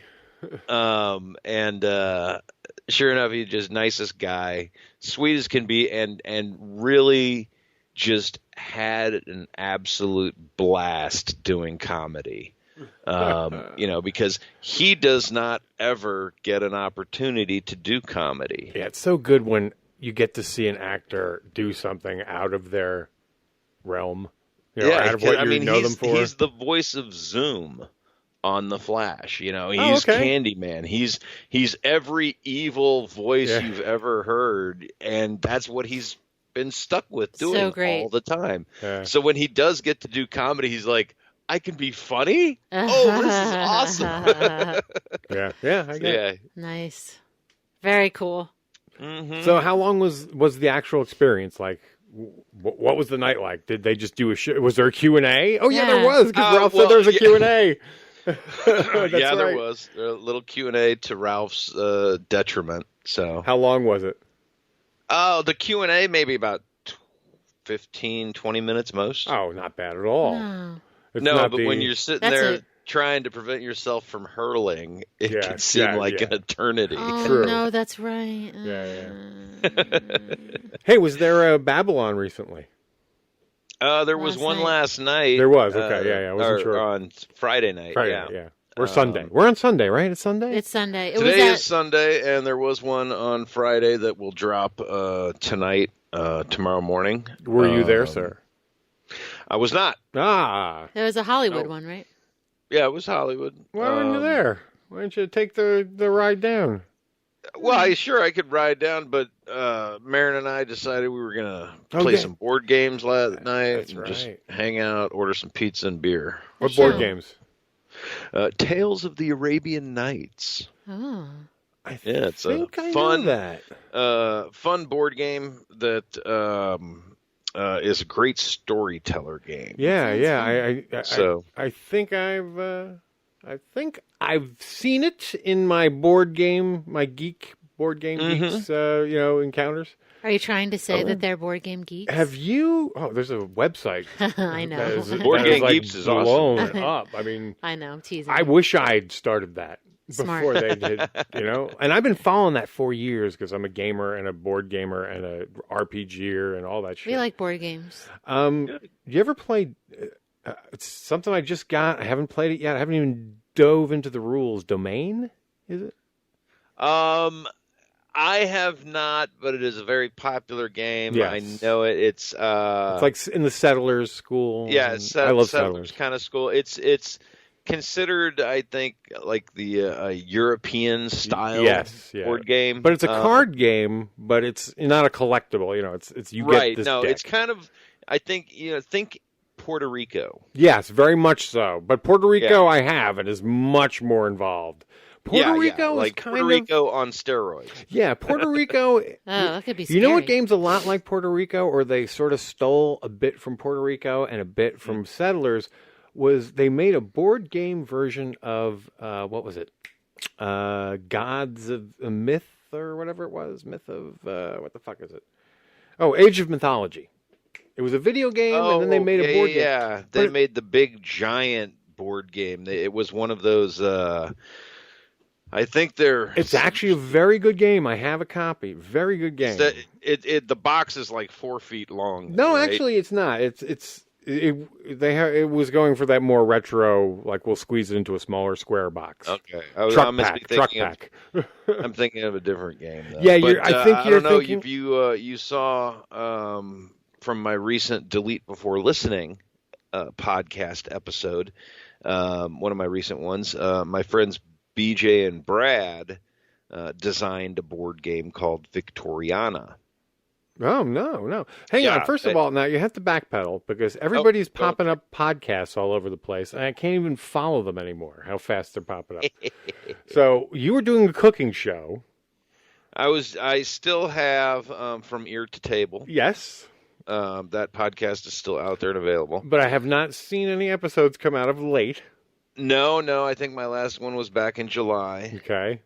But then after coming Vegas, back from Vegas, I decided to put together just a free-for-all, one that I do called Delete Before Listening.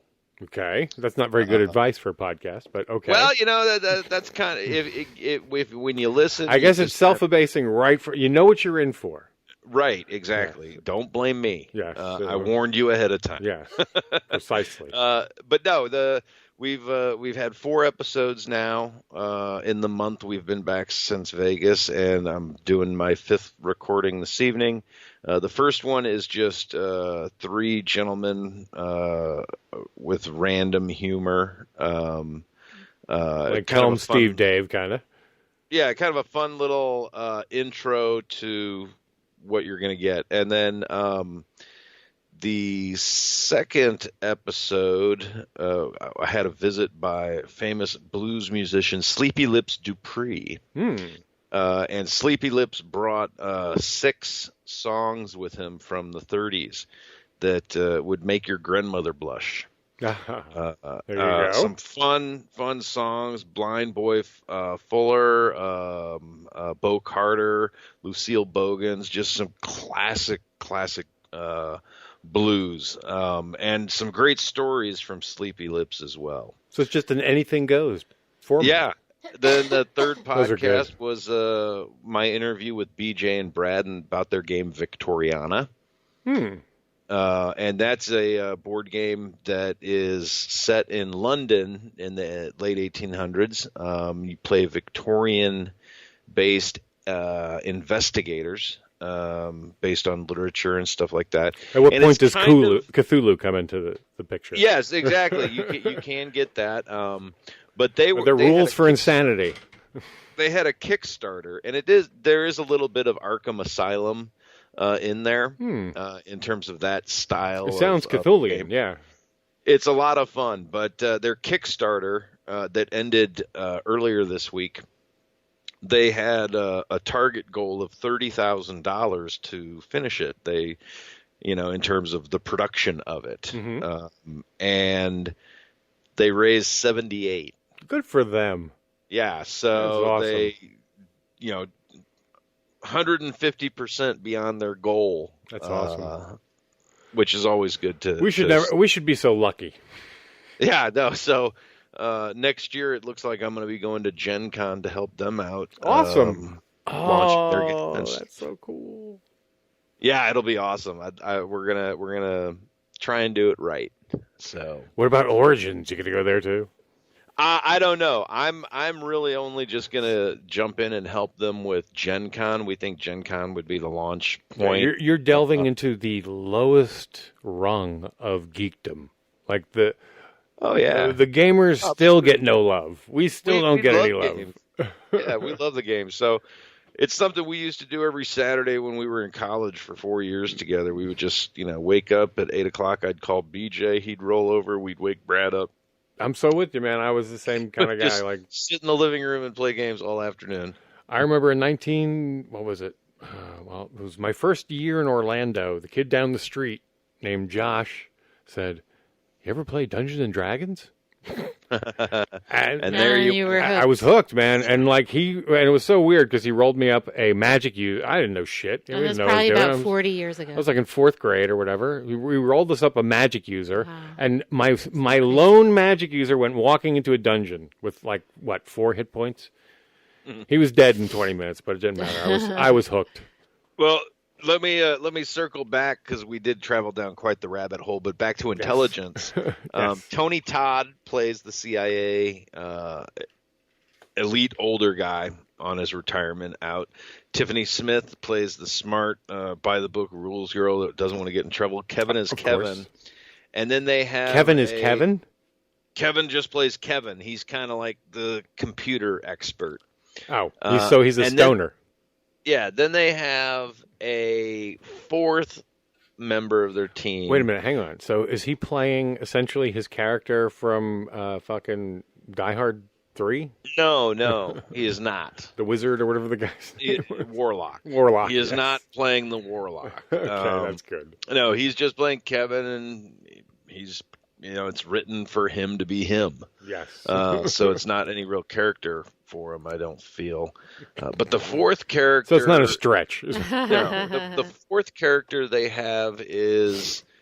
I don't know who read for him. He's kind of a background character. Do you know the movie Sneakers? Yes, love that movie. Me too. Okay, the blind guy. Oh, I liked him. Yes, loved him. Think him. That's who this guy is, and he's called the character is called the Kurgan. You know what? Oh, that wasn't the guy. Can I say something? You know what I've been watching, and I had to send a note to Kevin. I don't know if he's watched this before or if he's watched it recently, but I rewatched Lincoln, Spielberg's Lincoln. Mm. That movie. First of all, it's dialogue porn. Second of all, Grant Gustin's in the first 5 minutes of it, God, which is something I didn't notice. Yeah, but was something I never would have noticed before. I know. Also, fucking Kylo Ren is also in it as well. Yes. Towards the end. So it's glad. Loaded with it's actor porn too. Right. So, thank you, Hillary, for turning should watch that again. Yeah, Yes. thank you, Hillary. That's exactly Madam why. President, for turning us on to Lincoln. Lincoln. The debate where she said, you know what I was talking about? As it turned out, too, she was right. Of course she was right. The fact that she pulled was exactly right. Was fact-checked. Mm-hmm. But anyway, she got me to watch Lincoln again. She did. Thank you, There Hillary. you go. See what else she does for us. But that's an amazing movie. Amazing. So we're with her from But very slow, but if you like Kevin, dialogue and he's people very just acting. conversation, right? Well, that's what he is. He does. That's what he writes. So anyway, watch Lincoln again, folks. It's a good There movie. you go. And Flash is in it. That's so cute. Grant Gustin, right in the beginning. He's so cute. Yeah. And the other kid he's standing next to, I know his so face, familiar. but I can't think of the name or what he's in, but he's been in a lot of shit. Yeah, that was great. So, sorry. Where were you? You were talking about intelligence. So, Kevin, the Kurgan, the Kurgan, Tony Todd, and Tiffany Smith are the team of 4. Ralph Garman was reading the role of kind of their director that runs their ops out of the station. So he's on the headset with them all the time. When they go back to the office, he's the one that either rips them apart or, if they make a mistake but something good comes of it, instead of ripping them apart, he's like, yes, we're going to be, no longer the laughing stock of the NSA, because we did good work. Cool. So that kind of stuff. So it's a very funny role for him. Jonathan Sadowski Okay. read the role of the Albatross, which is the Black Ops wet work specialist that screwed up in Mexico and now is stuck with these guys. And that's kind of where I was hoping. I mean, I sent it out there. I don't know. Right after the reading, Jonathan and Kevin and everybody were all on Twitter, and everybody was talking how good it was. And I thought at some point in the future, if it did get picked up, that Jonathan's character of Albatross and Kevin's character of Kevin would be having a conversation, and Jonathan could say something like, "Oh man, you're some kind of warlock." Kevin would just look at him and say, "Don't call me that." Never say that again. Say that again, I'll kill you. Because Jonathan Sadowski in Live Free Die Hard played the computer nerd working for the bad guy. Oh, yeah. The computer guy with glasses. That's right, who buys it towards the end. Or yeah, he? towards the very end, but he leaves the room when he's all like, the other yeah, he's like one of the last guys to live. Yeah. Yeah. He's a little weasel. Right, exactly. So he played That's that funny. role. Oh, that's interesting. And so that's why I thought that would be an appropriate reference if the two of them stayed in those roles and it actually got picked up. Yeah. But yeah, fun, exciting little script. The intrigue, they have to they're surveillancing a Iranian cellist who Jonathan Sadowski's character, he's all like about macking on the suspects because he's, a secret agent. And so he tries his moves, but they don't work. But of course, Kevin's character of Kevin goes in and she falls for him, and it becomes this thing like, well, does he do this and does it? And so the comedy of the, unlikely romantic interest. Oh, yeah, of the guy that, thinks he is God's gift to women, not getting the girl, the comedy. And then guy. Of course, it becomes a thing that, is she an agent? Isn't she an agent? And then, you find out that, well, yes, she is an agent. The moonlighting influence. And then the underdog gets the girl. Yay. That kind of thing. So, yeah, it becomes a thing. So that was intelligence. Cool. And it works on multiple levels. I think it obviously, I think I would love to see it, fleshed out into a 10, 12 episode, 13 episode story that they could Netflix. As I sit here and think about it, it's sort of genius to do what they did. I know. I was thinking about how lucky were you to be there too. I'm thinking, you're marketing on the cheap, but not only you marketing on the cheap, they were getting paid. You know what I mean? Like, you paid to get in, right? Oh yeah. Yeah, so like not only are they testing material, they're actually getting paid to do it. Trust me when I say there was probably no money made on that venture. If anything, I'm betting they lost money. Really? It wasn't Full House? Because there was, they had 9 people on stage mic'd. Okay. And recording 4 live camera feed, shots and everything like that. They had the stage that they had to be on. They had to build up the stage with a back riser because they had so many people on the stage. Mm-hmm. So that required, outside rentals. Yeah. Oh wow. It's a lot more than, hey, we're going to put 9 people on stage and see what happens. Right. They have to put a lot of production into it. They not just. It's so funny now though. But here's what's going through my mind right now. I've been in that room. Which I've room? shot in that room. We Improv. shot a shit roll B-roll in that room. Yeah, that's right. I can actually envision it now. Unlike stage, the stage is just that low flat stage. Yeah, right? yeah, it's just a step essentially. In front of that low flat stage, 2 6-foot tables so that they could have 5 people or 4 people across the front reading. And then 5 stools in back, all with stand-up mics, all on an up riser. So did it sell out? I think so. So, I mean, yeah, I'm sure they cover their expenses at the very least. Well, I mean, sometimes I mean, it's like sometimes you gotta work and invest either at a small expense or no cost. I mean, like I said, it's a genius way to do it because they didn't have to shoot a rough pilot or anything like that. You know what I mean? It's just it's a script read in front of an audience, so you get the beat of the feedback of the crowd. And they're drinking, so you get that. Yeah, but the problem is that if not everybody is mic etiquette friendly, you wind up with an hour's worth of shit because one person is turning their head because there's a live audience and not speaking into the mic. So is that what happened? Yeah. Why didn't they put lavaliers on everyone? Why didn't they make you gonna pay $150 a pop for 9 lavaliers? Well, no. I mean, you figure a house would rent them or have them or whatever. Yeah, however, you think that they do that. Stand-up comedy is mic in hand. You want a lavalier, you better bring it. They did have TV, but they did have cameras there, camera guys. So camera guys, you could have them. They're paying the DP. They're paying the guys to film. Okay. They're doing all that stuff. So you can also do a boom mic. There are other options, but. They did a rehearsal ahead of time. They did a read-through somewhere once in advance. Yeah. Oh, okay. To get the feel of the material, and then they took it home and did whatever they wanted with it. I still think it's a great idea. It's a way to sort of totally work the material on the cheap without actually having to produce a show. They do script readings live all the time. I love that about LA. Do they? Oh yeah.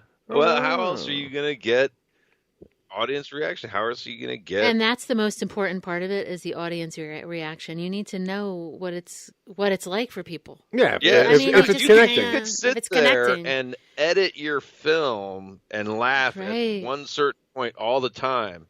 But until that point of film gets in front of other eyes and they react to it, it doesn't mean a thing. Just because you like it doesn't mean. Well, because you're laughing at your own jokes doesn't mean. But here's the other thing. Hey, I laugh at all my jokes anyway. As you said that, I think about like times when I've shown people something or I've done something, and then they laughed at the moment that I thought was funny, and you're like, that feels so this good. Works. God, that feels so good. That's what you're looking like for. that person has no idea what they just did. They just made me so happy. Their chuckle. No, excellent script. We were jelly when we saw that you were going. Yeah, of course. Yeah. But we really want to move out there after that after the trip. I mean, it's such a great place. Like, our kids. If you could get away with it. Kids are in high school for 3 more years, so it gives us 3 years to plan. Yeah. So you never know. You never know. They might like it too. Yeah, it's a cool place. Yeah. I mean, it's not like it has a lot of the same advantages of New York. However, there were things like, things you said like California has its own economy. You know what I mean? It can kind of stand on its own. It's its own country practically. Right. It's like, wow. And then recently I heard someone say anything to do in California, they do everywhere else 10 years later. Yeah. It was curious. I was interested because, being out here like I am, and I've been on the East Coast and stuff. I was listening to a recent Edumacation where Andy talked about how the Nielsen ratings basically is if it's east of the Mississippi, they care what the numbers are, but the numbers west of the Mississippi, they really don't care about. And that's because demographically there are more people east of the Mississippi than west of the Mississippi. Mm-hmm. Makes sense. Yeah. I mean, it's a stupid way to do things if you can get accurate numbers, but okay.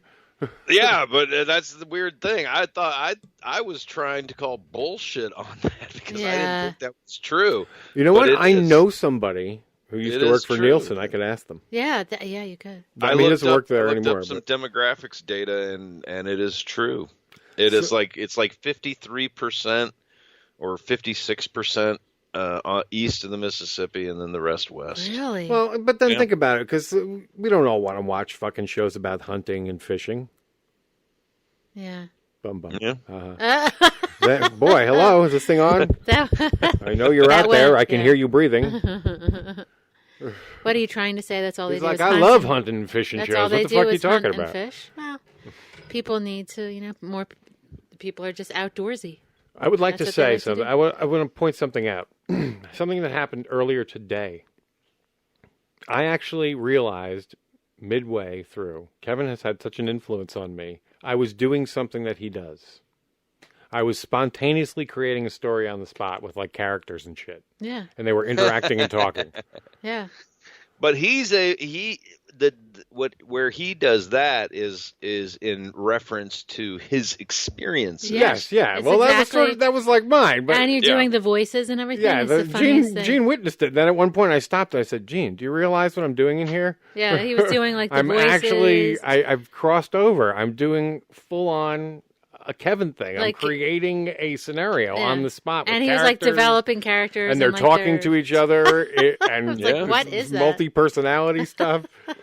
Oh yeah, I I'm hope- curious to hear the Babylon.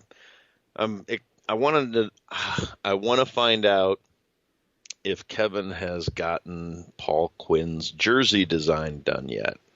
Oh, yeah. To see if that Peanuts Kevin Smith jersey right. ever got made. I know he had the emblems made. He's been rocking with a whole bunch of them. Yeah. He has. He's had the Mephisto one. I think. On Which for a while. it's funny too because I shot out to him. What's with Mephisto, sir? And then I realized he was interviewing Stan Lee. Stan Lee. Later he said it. So he wanted to rock his favorite character, cool. which is a weird poll for favorite bad guy or favorite. Whose favorite is that? Stanley's? No, Kevin's. It's Oh, his it's Kevin's. favorite bad guy from when he was a kid. But Oh, I okay. guess I like Spider-Man a lot too. He was my first favorite Right. hero. So I think all he's a little funky boys- looking bad guy, but when you look at his powers, it's like, Right. really? He's Doesn't a bad guy? Doesn't it seem like most little boys, their favorite starts out to be Spider-Man? It could be. You know Yeah. why? He's young. I know. A lot I of think little that's it, girls, too. too. A lot And of you know what? Here's the truth. That's He's a true. well-balanced hero. He really is. Yeah. He can die, so therefore there is Like there's a human part to him. there's the element of danger. Yeah. But he still has super strength. And he goes to He's school. got cool powers. Yeah. You know what I mean? Like he's just super enough, and Right. he's just vulnerable enough. Well, and he does the same stuff. Like he goes to school, he has a girlfriend, he gets picked on. Yeah, like, you all got that that sort shit of stuff. too. Yeah. Yeah. But I think it was more so that he's a well-balanced hero with cool powers, and he's a smart. You know, he says smart-ass shit when he fights with bad guys. He is. He That quips he does. and you know, Yeah. So yeah, I don't know. genius hero. Yeah. I'll be seeing Kevin and Ralph twice on the 29th. Awesome. Oh my god. What do you? So what's that? Hey, can you get a note or can you get word to Kevin or Andy next time you see them? Next time you get to chat with them? I don't know that Ralph is. Getting to chat with them is few and far between. Well, if you should, just say one thing. Dune. Yeah. I know they're busy, but if you don't keep it in their ear, they'll forget. I know it's not high on the priority, but every once in a while you got to goose that. Because I know it's something that they all Dune, love. I don't think has any shot between now and fucking the January. end of the year. But you never know. They might do it. Like, see, I kind of like the holidays. To me, it's like, it feels like Kevin pulls in the wagons and puts out some really nice podcasts, usually around the holidays. Him and Mosier and stuff. Interestingly, this year, like I think last year, he's got a Colorado tour lined up again. Oh, does he? Yeah, like he's, Breckenridge, Diamondback, all these Colorado resort areas in December up on his SMod. I have not looked at SMod in a couple of weeks, so Yeah. I'm a little behind We've the times. got, my wife's friend, Mia, comes in town every year for Halloween, and we always go to Stanley's L.A. Comic-Con or Kamikaze. Yes. And this year... it's his like last 2 one or years something ago- like that? Well, 2 years ago, Kevin and Ralph were there, and they had Burt Ward join them, and they did a... Holy mush! Yeah, Fatman on Batman, and you heard about the dogs and everything. Yes, that's right, the commercial. And so this time it's going to be Adam West, Burt Ward, Julie Newmar, Oh my and gosh, how cool is that? one other cat girl. I tell you, Julie Newmar was one of those people that maybe, as Ralph also says, it was one of those people that made me realize about they had sex. A penis. Yeah, she still is quite frisky. Oh, I get wow, it. Cool. And you know she was what, though? Catwoman too. She's the white Catwoman. Someone like that is always like that. I would Caucasian Catwoman. Right. During the series. Right. So yeah, the four of them, plus Ralph and Kevin, doing the Fatman Live on Saturday at Comic-Con, or Kamikaze while we're there, and then Saturday night they're doing Babylon. Wow. Cool. I wish we lived closer. I know. I'm like, we're so far away. Yeah, Brian, Ming, and Mike are going to be here as well. Wow. They're going to be at Stanley's Comic-Con, and then they're going to, I don't know if they will, that last time they were here, same year that they had Burt Ward, they had a Babylon that night, and Brian, Ming, and Mike went to We're going to be seeing them on the 11th at the New Jersey premiere of Shooting Clerks. Mm-hmm. Very nice. Yes, I can't wait to see it. Yeah. That'll be fun. Yes, we'll be at the New York screening and the New Jersey screening. Hopefully they'll get like an LA thing going over there. Yeah, that'd be cool. That would be cool. Yeah, they should that really. Would be cool. There's a way that you can do it. I forget which. It might be Eventbrite. It might be, but like if enough people request it, it can happen. It will happen. It will happen. It's just finding a spot for them, like where to have it. Yeah. Well, let them get this first. The Orlando on the 22nd, and then Jersey and New York, which I was supposed to go to, but then are they submitting for Sundance and all that stuff? I do not know. I'm not sure. I think they could. If I'm correct, if you submit for Sundance, you can't submit for anything else.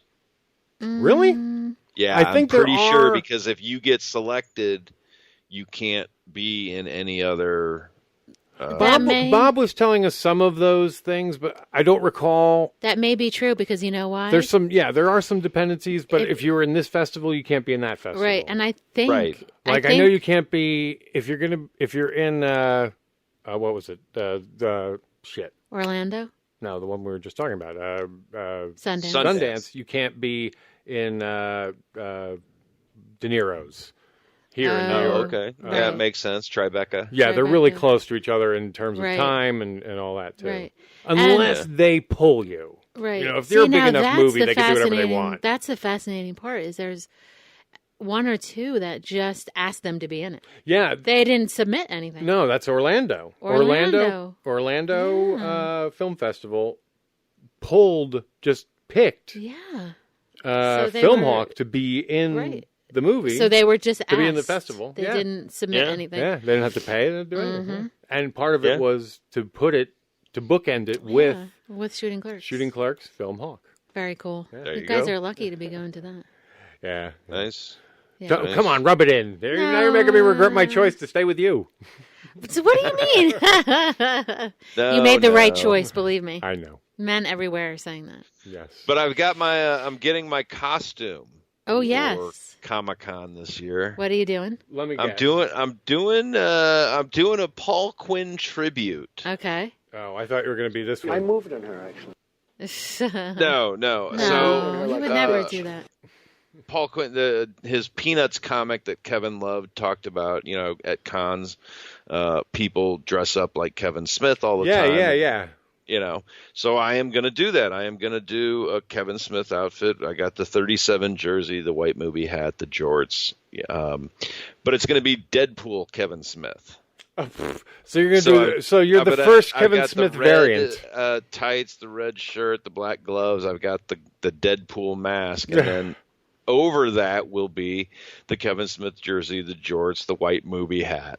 That's great. There you go. So you're Deadpool with Kevin Smith shit on. I'm Smithpool. Gotcha. So you're the first official Kevin Smith variant. Smithpool. No, there is the Stormtrooper. Oh, is there? Oh, okay. Is he CK420? Oh, is he? I haven't seen him yet. I love you guys. If you're out there, dude, send me a picture of CK420. I don't want to see that too. TK420 is the Stormtrooper on the jersey. So yeah. basically, if somebody has a stormtrooper outfit, they put a joint in their mouth and they have to be chubular, I would assume. Well, more cherub shaped. You could it would be a stormtrooper outfit with the Bob Hawk jersey and some jorts on. There you go. Oh, you could do that too. Yeah, I like there the you Bob go. Hawk jersey. So is that what that guy does? That was one of the characters that was drawn in the Kevin Smith costume contest in the Peanuts panel that Paul did. Gotcha. He drew somebody wearing a stormtrooper helmet with the 37 jersey on and the white baseball cap backwards. But no one has actually shown up at a con in that suit. No. So nobody has yet. I once again, I stand firm. You are the first official Kevin Smith variant cosplay person. It was a choice of either doing Silent Bob Pool. See, that would be not technically a Kevin. That would be a Silent Bob. That would be different. This is the Kevin Smith variant. Exactly. I like that. So, but what's cool is partially because you just said that on this podcast, and partially because people are going to see you. That's going to be a new craze. So now everybody what variant spin can you put on your Kevin? So if you see Big Daddy, take pictures. Yes, please. And also it'll be like Spider-Man Kevin. Maybe Spider-Man Kev. Maybe Two-Face Kevin, where it's Kevin and Jen. Yeah. Kevin on one side, Jen on the other. What would Scary Kev look like? Or you could do Silent Bob. Or did I see a Jay and Silent Bob half? What? I think I might have seen someone as doing Silent Bob on one half of their body and Jay on the other half. Wow, that's dedication. No, but you could very easily do a Silent Bob Kevin Smith half. Yeah, that'd be cool too. You could totally do it. That would be so inside. No one would. You need to get two hats, one of the dark green ones and one of the white ones. Cut them down the middle and stitch them together. Yep. Same thing with the jacket. You have to get that jacket and a jersey. The jacket and the jersey. And And then the jacket half would have to kind of be stitched or applied to the jersey going down. So these will be Two-Face variants of Kevin. Yeah. That would be great. You could totally do starting that. A whole would be new your Kevin Two-Face. This is so Kevin you got Kevin with and Silent Bob, but only half of him can talk. I guess you'd have to flip the coin to tell whether he could talk or not. That would be kind of only half. Either he flips the coin, it's tails and he doesn't say shit, or it's heads and he talks for 4 hours. It's all or nothing, okay? Exactly. And when it comes up tails and he can't say anything, he kind of just smokes a cigarette and hangs out. Smokes a cigarette and hangs out. Maybe kills you. That would be the dark side. That would work. That is actually a really good Kevin cosplay idea. Yeah. And it's kind of interesting. You could, how about this? Ooh, go back to EmoKev, modern Kev. I don't know. I mean, are there pictures of EmoKev? No, but you could do a very young Kevin. You could either do him as director in Clerks or... Yeah, the problem, though, is you'd have to shave half your face. So you'd have a smooth baby face on one side and a beard on the other. You'd have to do that if you did Jay. But immediately everybody's going to think you're doing a guy-girl crossover. Yeah. I still like Jay and Silent Bob more. And I thought I saw that. I thought I saw someone do that at a cause. Like they were Jay and Silent Bob, which was brilliant. But there you go. So so we have to come up with the more Kevin variants. Send us your Kevin variant ideas. I'm looking right now at fucking BoJack Horseman. BoJack Horseman Kevin. Who? Okay. So go get a horse costume, like the two guys, one guy in the front, one guy in the back, and then put a jersey over it, a white hat. Yeah. BoJack Kevin. Okay. I don't know if that went over too well. I don't know. I'm thinking out of the box. Out of the box. How about Frankenberry Kevin? Frankenberry Kevin. He loves cereals. He loves all the cereal fucking. That's funny. We can go. See, now we're giving you all of these ideas. Chocula Kevin. Yeah. I'm sticking with Deadpool Kevin. Yeah. Well, no, go with it. Go with go with the date you brought you. But I'm just saying, you've opened up a whole new world to us now. Lots of possibilities. Yes. Mr. Hanky Kevin, maybe? I justify my Deadpool Kevin Smith mashup in that my Deadpool, my Smith pool won't be carrying any swords or weapons because, much like Kevin, he's just going to need knee pads. Yes, he's just a lover. He just needs knee pads for a fight. Yes, he sucks dick to get out. Oh, Kevin, you're always doing that. Or talking about it. Yes. Just do it already, okay? Well, there was a line that like you said the other day. I can't remember how it was like. We'll just talk about what Kevin always talks about. What, sucking cock? Yeah, that's what. We'll just do it every show. He does it. There should just. Well, he does. He makes a well reference to it. He's like, blah, blah, blah, blah. Whatever he does to get in his mouth. You've seen Yoga Hosers, right, sir? Many a time. Yes, I've seen it a couple times now myself. I love the phone, the ringtone of Summer Boyfriend. That's one of my favorite moments. I think Ralph has become. Oh, he's hilarious. The whole thing just turns into like just the nightclub act. Essentially, I love how Kevin brilliant. Just gives Ralph. Just says, like, okay, Ralph, go. And then he just goes with his all of his... I love all of his... The people that hate that movie didn't see it with kids, that's for sure. Yeah, because our kids That's true. There is certainly, like, I was thinking about that, too, as someone that saw the film originally 16 months ago. Yeah. And now sees the finished product. You know, I've thought about it, and I've seen where changes were made, you know, and what we talked about at the screening, because it was a Q&A, kind of get your feedback, like the script reading was. Right. And they ran out of money. That was an interesting confession. Yeah. Yeah, but it made it work, and everything I thought worked well. And like, I grew up with Anthrax. All right. Me too. Metal. Yes. Metal. I'm the man. Well, there was a moment during like when she was doing "Come Sail Away" that I'm like, I think we see the exact reason this movie was made. But like the opening number, though, that's kind of my point. Is that like I am metal, and you know I love Anthrax's "I Am the Man," and when the girls are singing it, I was like, yes, metal. But I know, but they're girls. But it was done not like, you know, a bunch of hardcore dudes would do it. It was done like two cheeky teen girls. Very tongue-in-cheek. Cheeky teen girls, yes. Right. And that was absolutely perfect and set the tone really well. If they had done it more metal or anything like that, it wouldn't have worked as well as it did. Right. You know, in terms of the keeping it that audience and that being them. So right. Yeah, again, I liked it. I liked it a lot. The thing I loved it too. Let's all go to the lobby. Yes. Let's Kevin, all go to the lobby. Kevin, I don't care what anybody says.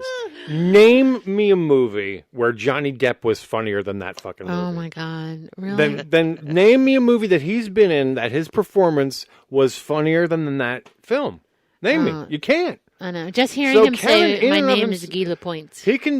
Kevin can, no matter what anyone says negative about that movie, he can say, in my opinion, he directed Johnny Depp in his funniest role to date. He was even funnier in this than he was in Tusk. Oh yeah, by far. I mean, Tusk was so funny. Tusk wasn't as much humor. Like if you're looking at the mashup formula, this was leaned to comedy more than to horror. Yeah. Tusk upset. Like Tusk, I've cried in Tusk. I was upset.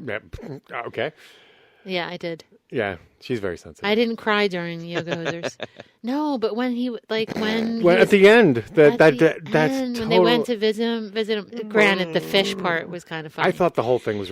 I thought the end was ridiculous, and I know the reason they put it in was just because that's the way it ended in the show. It left me so sad because that is his life now. He is a walrus. Okay, all right, and that's fine. Because it's a silly comic book movie. I know, but in real life, do you think they would leave him in a fucking zoo? Listen, we're not in real life. I know, obviously. But we're in Canada. In the life of Tusk, which we were at that time, it was really sad. Like at that moment. The Manitoba Manatee? Realizing that was his life and the expression in his face, looking at everyone. Oh my God. God. And he was so human and sad and so like, and stop making you a feel joke no of it. shame, feel no shame. Kevin Smith's mom cried at the end of that movie. No remember? shame at all. Yes, I do remember. Yeah. Grace even cried. So... Grace cried at the end Grace. of it. Yes, because she was like, "Did you spend this much money on this film? Oh my God!" Woo! No, I love Tusk. So. I loved it, and it did make me cry. Now, Yoga Hosers did not make me cry. It made me laugh. Anyone who's listened in the last few weeks, I gave kind of a dissertation on how everyone always holds up Red State as the turning point, but that's bullshit. It wasn't Red State. It was Tusk. Why am I phasing? Yeah. Our levels are weird. Yeah, I think it's a cable. But I think it might also. Levels. I think it might also be like people that listen to the podcast get. It's a different kind of, vibe. Well, it's a different. What's the word I'm thinking of? Timeline for us. Je ne sais quoi. Like, because when people don't listen to the podcast, they don't really know what Kevin's been doing. But for people who do, it's a different timeline for us. Yeah. They think of Kevin, Red State. Okay, what has he done after that? They don't think of Tusk. But Tusk is really the rebirth. That's but they don't. Even Tusk, Kevin sort of I don't remember where it was. It might have been at the Q&A at his birthday or the Tusk screening in Red Bank, where he was sort of like he likes that movie Red Bank. He likes Red State, but he sort of dismissed it and sort of said, "Yeah, that was a great project and it charged me up," but.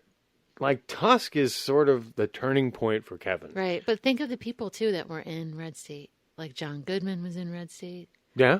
So I think that's why people sometimes use it as... And it's an amazing movie. Right, it is. But Kevin still sort of gave a shit, and that was he was burning down his house. Right. To save it kind of thing. Right. Tusk, he was done burning. Right. And he's doing it for himself. Tusk. Yes. For him. Yeah, so it's and it came right out of the podcast. But now it seems like his new podcast, if you will, his love is TV. I know. Smart. He's becoming the TV dude, man. Smart. It makes sense. I mean, him and TV makes sense because he likes working fast. They work much faster in TV than movies, and he got to direct. Flash. Yeah, he's getting to do the superhero stuff. Now he's writing these pilots. I wonder how long before he just says, fuck it, I'm going to do one of these myself and just put it on the internet. He did. Well, I mean, he shot Hollyweed. Yeah, but why didn't he episode of Hollyweed? Yeah, so why doesn't he just put that on the internet, man? Because the minute he does, it's done. Yeah. No, but make it a series. Nobody's going to come pay for something, if they can't have input and you've already distributed. If you've already done it. What I'm saying is you put it out. It's like a podcast. You start putting it out, then advertisers want to come because eyeballs are looking at it. Right. That's but so in a sense you're your own network. Unlike a podcast that don't cost nothing to make. Yes, you have to cover the cost up front. Yes, you do. Yes, you do. You have to make that investment. An episode. Well, I don't know. Whatever the cost may be. I don't know what it costs to shoot. Just use that as your basic number. $100,000 per episode, and that is on the cheap for any sitcom. Because you've got people, actors, script, production, post, edit. You've got a ton of stuff that goes into it. Now, granted, I am sure Kevin can film it for less than that. Yeah, but once you get picked up, it's the question of do you want all the headaches too? Yeah, you got to go in. Well, if you love that work, though, you will. If you want that show. Yeah. Yeah. So, but I don't see how that doesn't sell because that is such a gimme idea. You know what I mean? Like the best ideas, as if you talk to Stephen King, the best ideas come out of a situation type thing, like a situation comedy. When this meets that, hey, wacky guys on the intelligence force. Right. You know what I mean? Like, hey, rejects, or and that's a great idea. Guys working in a weed shop.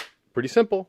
It's still new, still fresh. It hasn't been done yet. So yeah, but it's all you have to do. With Hollyweed, and Andy and I talked about this a little bit, was that at the time they were shopping Hollyweed around, there were like 2 or 3 other weed shows that were being shopped at the same time. There's that HBO show now. Exactly. Which isn't that good. I tried to watch it. Okay, we're being shopped against HBO, Cinemax, houses already established. Hey, we're just going to pull our little thing to this back corner and see how things happen. Yeah. Well, yeah, that's true. They always have the pilot. Mm-hmm. Hey! Very cool. But enjoy, and I will talk to you all soon. Yes, have a good night. And there he goes, Mr. Big Daddy Jimmy V. Daddy. We enjoyed that time we had with him. We enjoyed hearing all about that new show that Kevin is whipping up, Intelligence. We're glad we could provide you with that little insight into it. That was very cool. Also, I like the fact that he's got his variant costume. Yes. And we saw a picture of it. He's sent it to it. I want to publish it, but obviously it's not mine to publish. So perhaps with the dropping of this show, Mr. Big Daddy Jimmy V will post his version of Deadpool Kevin Smith, which is brilliant. That's a great idea.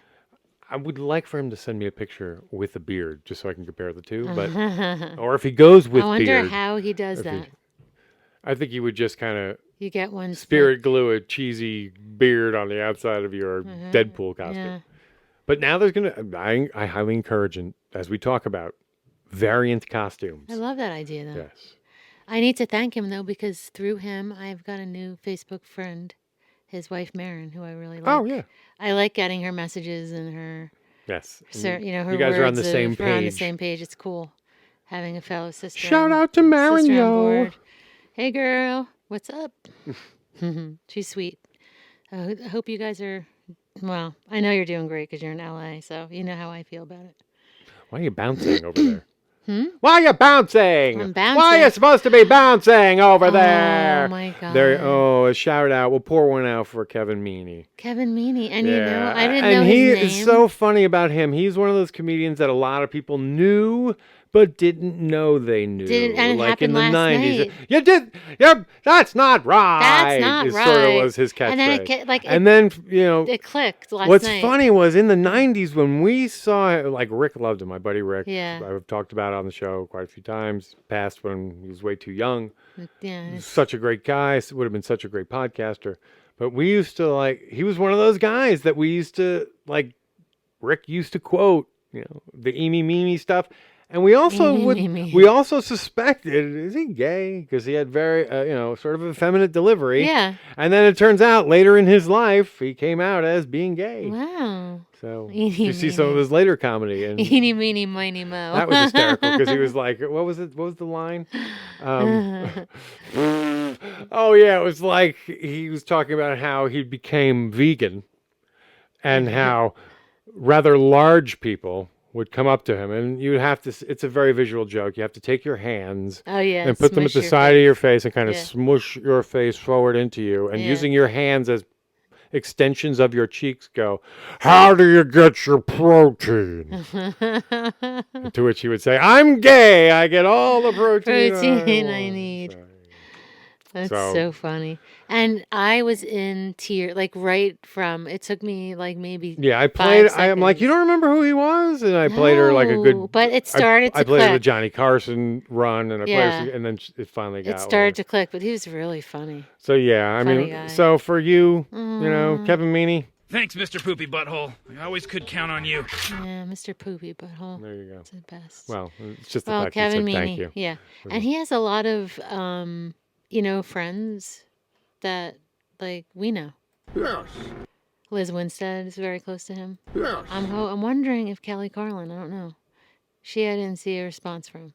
But I saw a response from many comedians.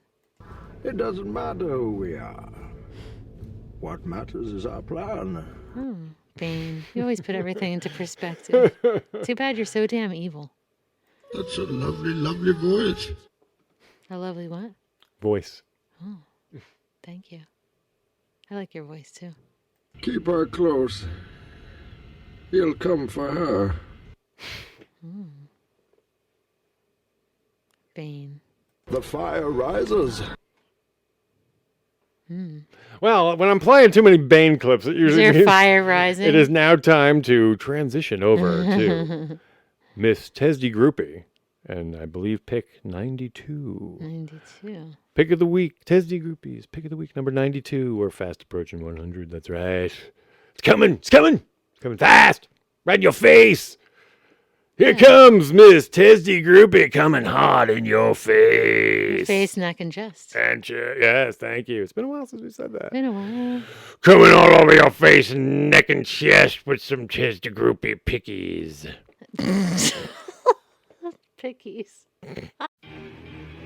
ThatMan on Fatman presents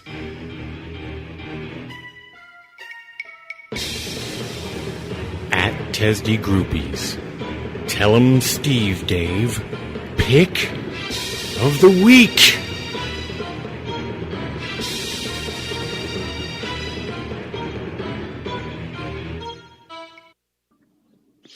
Hi, and welcome to the TSD Pick of the Week. As I said in our last pick, Comic Book Men Season 6 is just around the corner. And even though this is a place to reminisce, sometimes we also follow the current issues. And what a better moment to do the latter. And hear from our guys, but also from the inspiration of this podcast, Kevin Smith. Yes, for the second time in a quite short one, we're going back to SModcast, but it'll be worth it. Follow me as we discuss SModcast 360, Comic Book Men Panel 2016. Kevin introduces the podcast just the day after it happened and talks how things have changed for him and Walt, going to comic book shows to New York, having its own Comic-Con. There are no prepared remarks, so the panel goes directly into Q&A. The first question is about an imaginary fight, and the next one asks about their stance on DC movies so far. Kevin says how he is happy to see any comic book movie, and explains why he has adopted a real Jason Mewes view on these things. And he explains how it's too easy to hate. There are two paths in this life, creation and destruction. A must listen to all Kevin Smith fans. After this, a guy asks Walt about having a bachelor party at the stash, and a continuation to the winding gyre is requested. And now, another great moment. The guys describing their Earth 2 version of themselves. Our guys are asked about the chances of Cryptozoic men being turned into an animated series, and the chance of Vulgar 2. Then, there is a question for everyone but Kevin. What's their most embarrassing Kevin Smith story? And the guys find out they have no embarrassing stories, because everything's been told. So even though he was not asked, Kevin tells one. And an awesome one. And the panel ends with a guy who would do anything to work for Kevin. And you gotta hear how it turns out. A great way to wait for Sunday's Comic Book Men Season 6 premiere. So, I hope you re-listen to it, I hope you enjoy it, and you're all the way.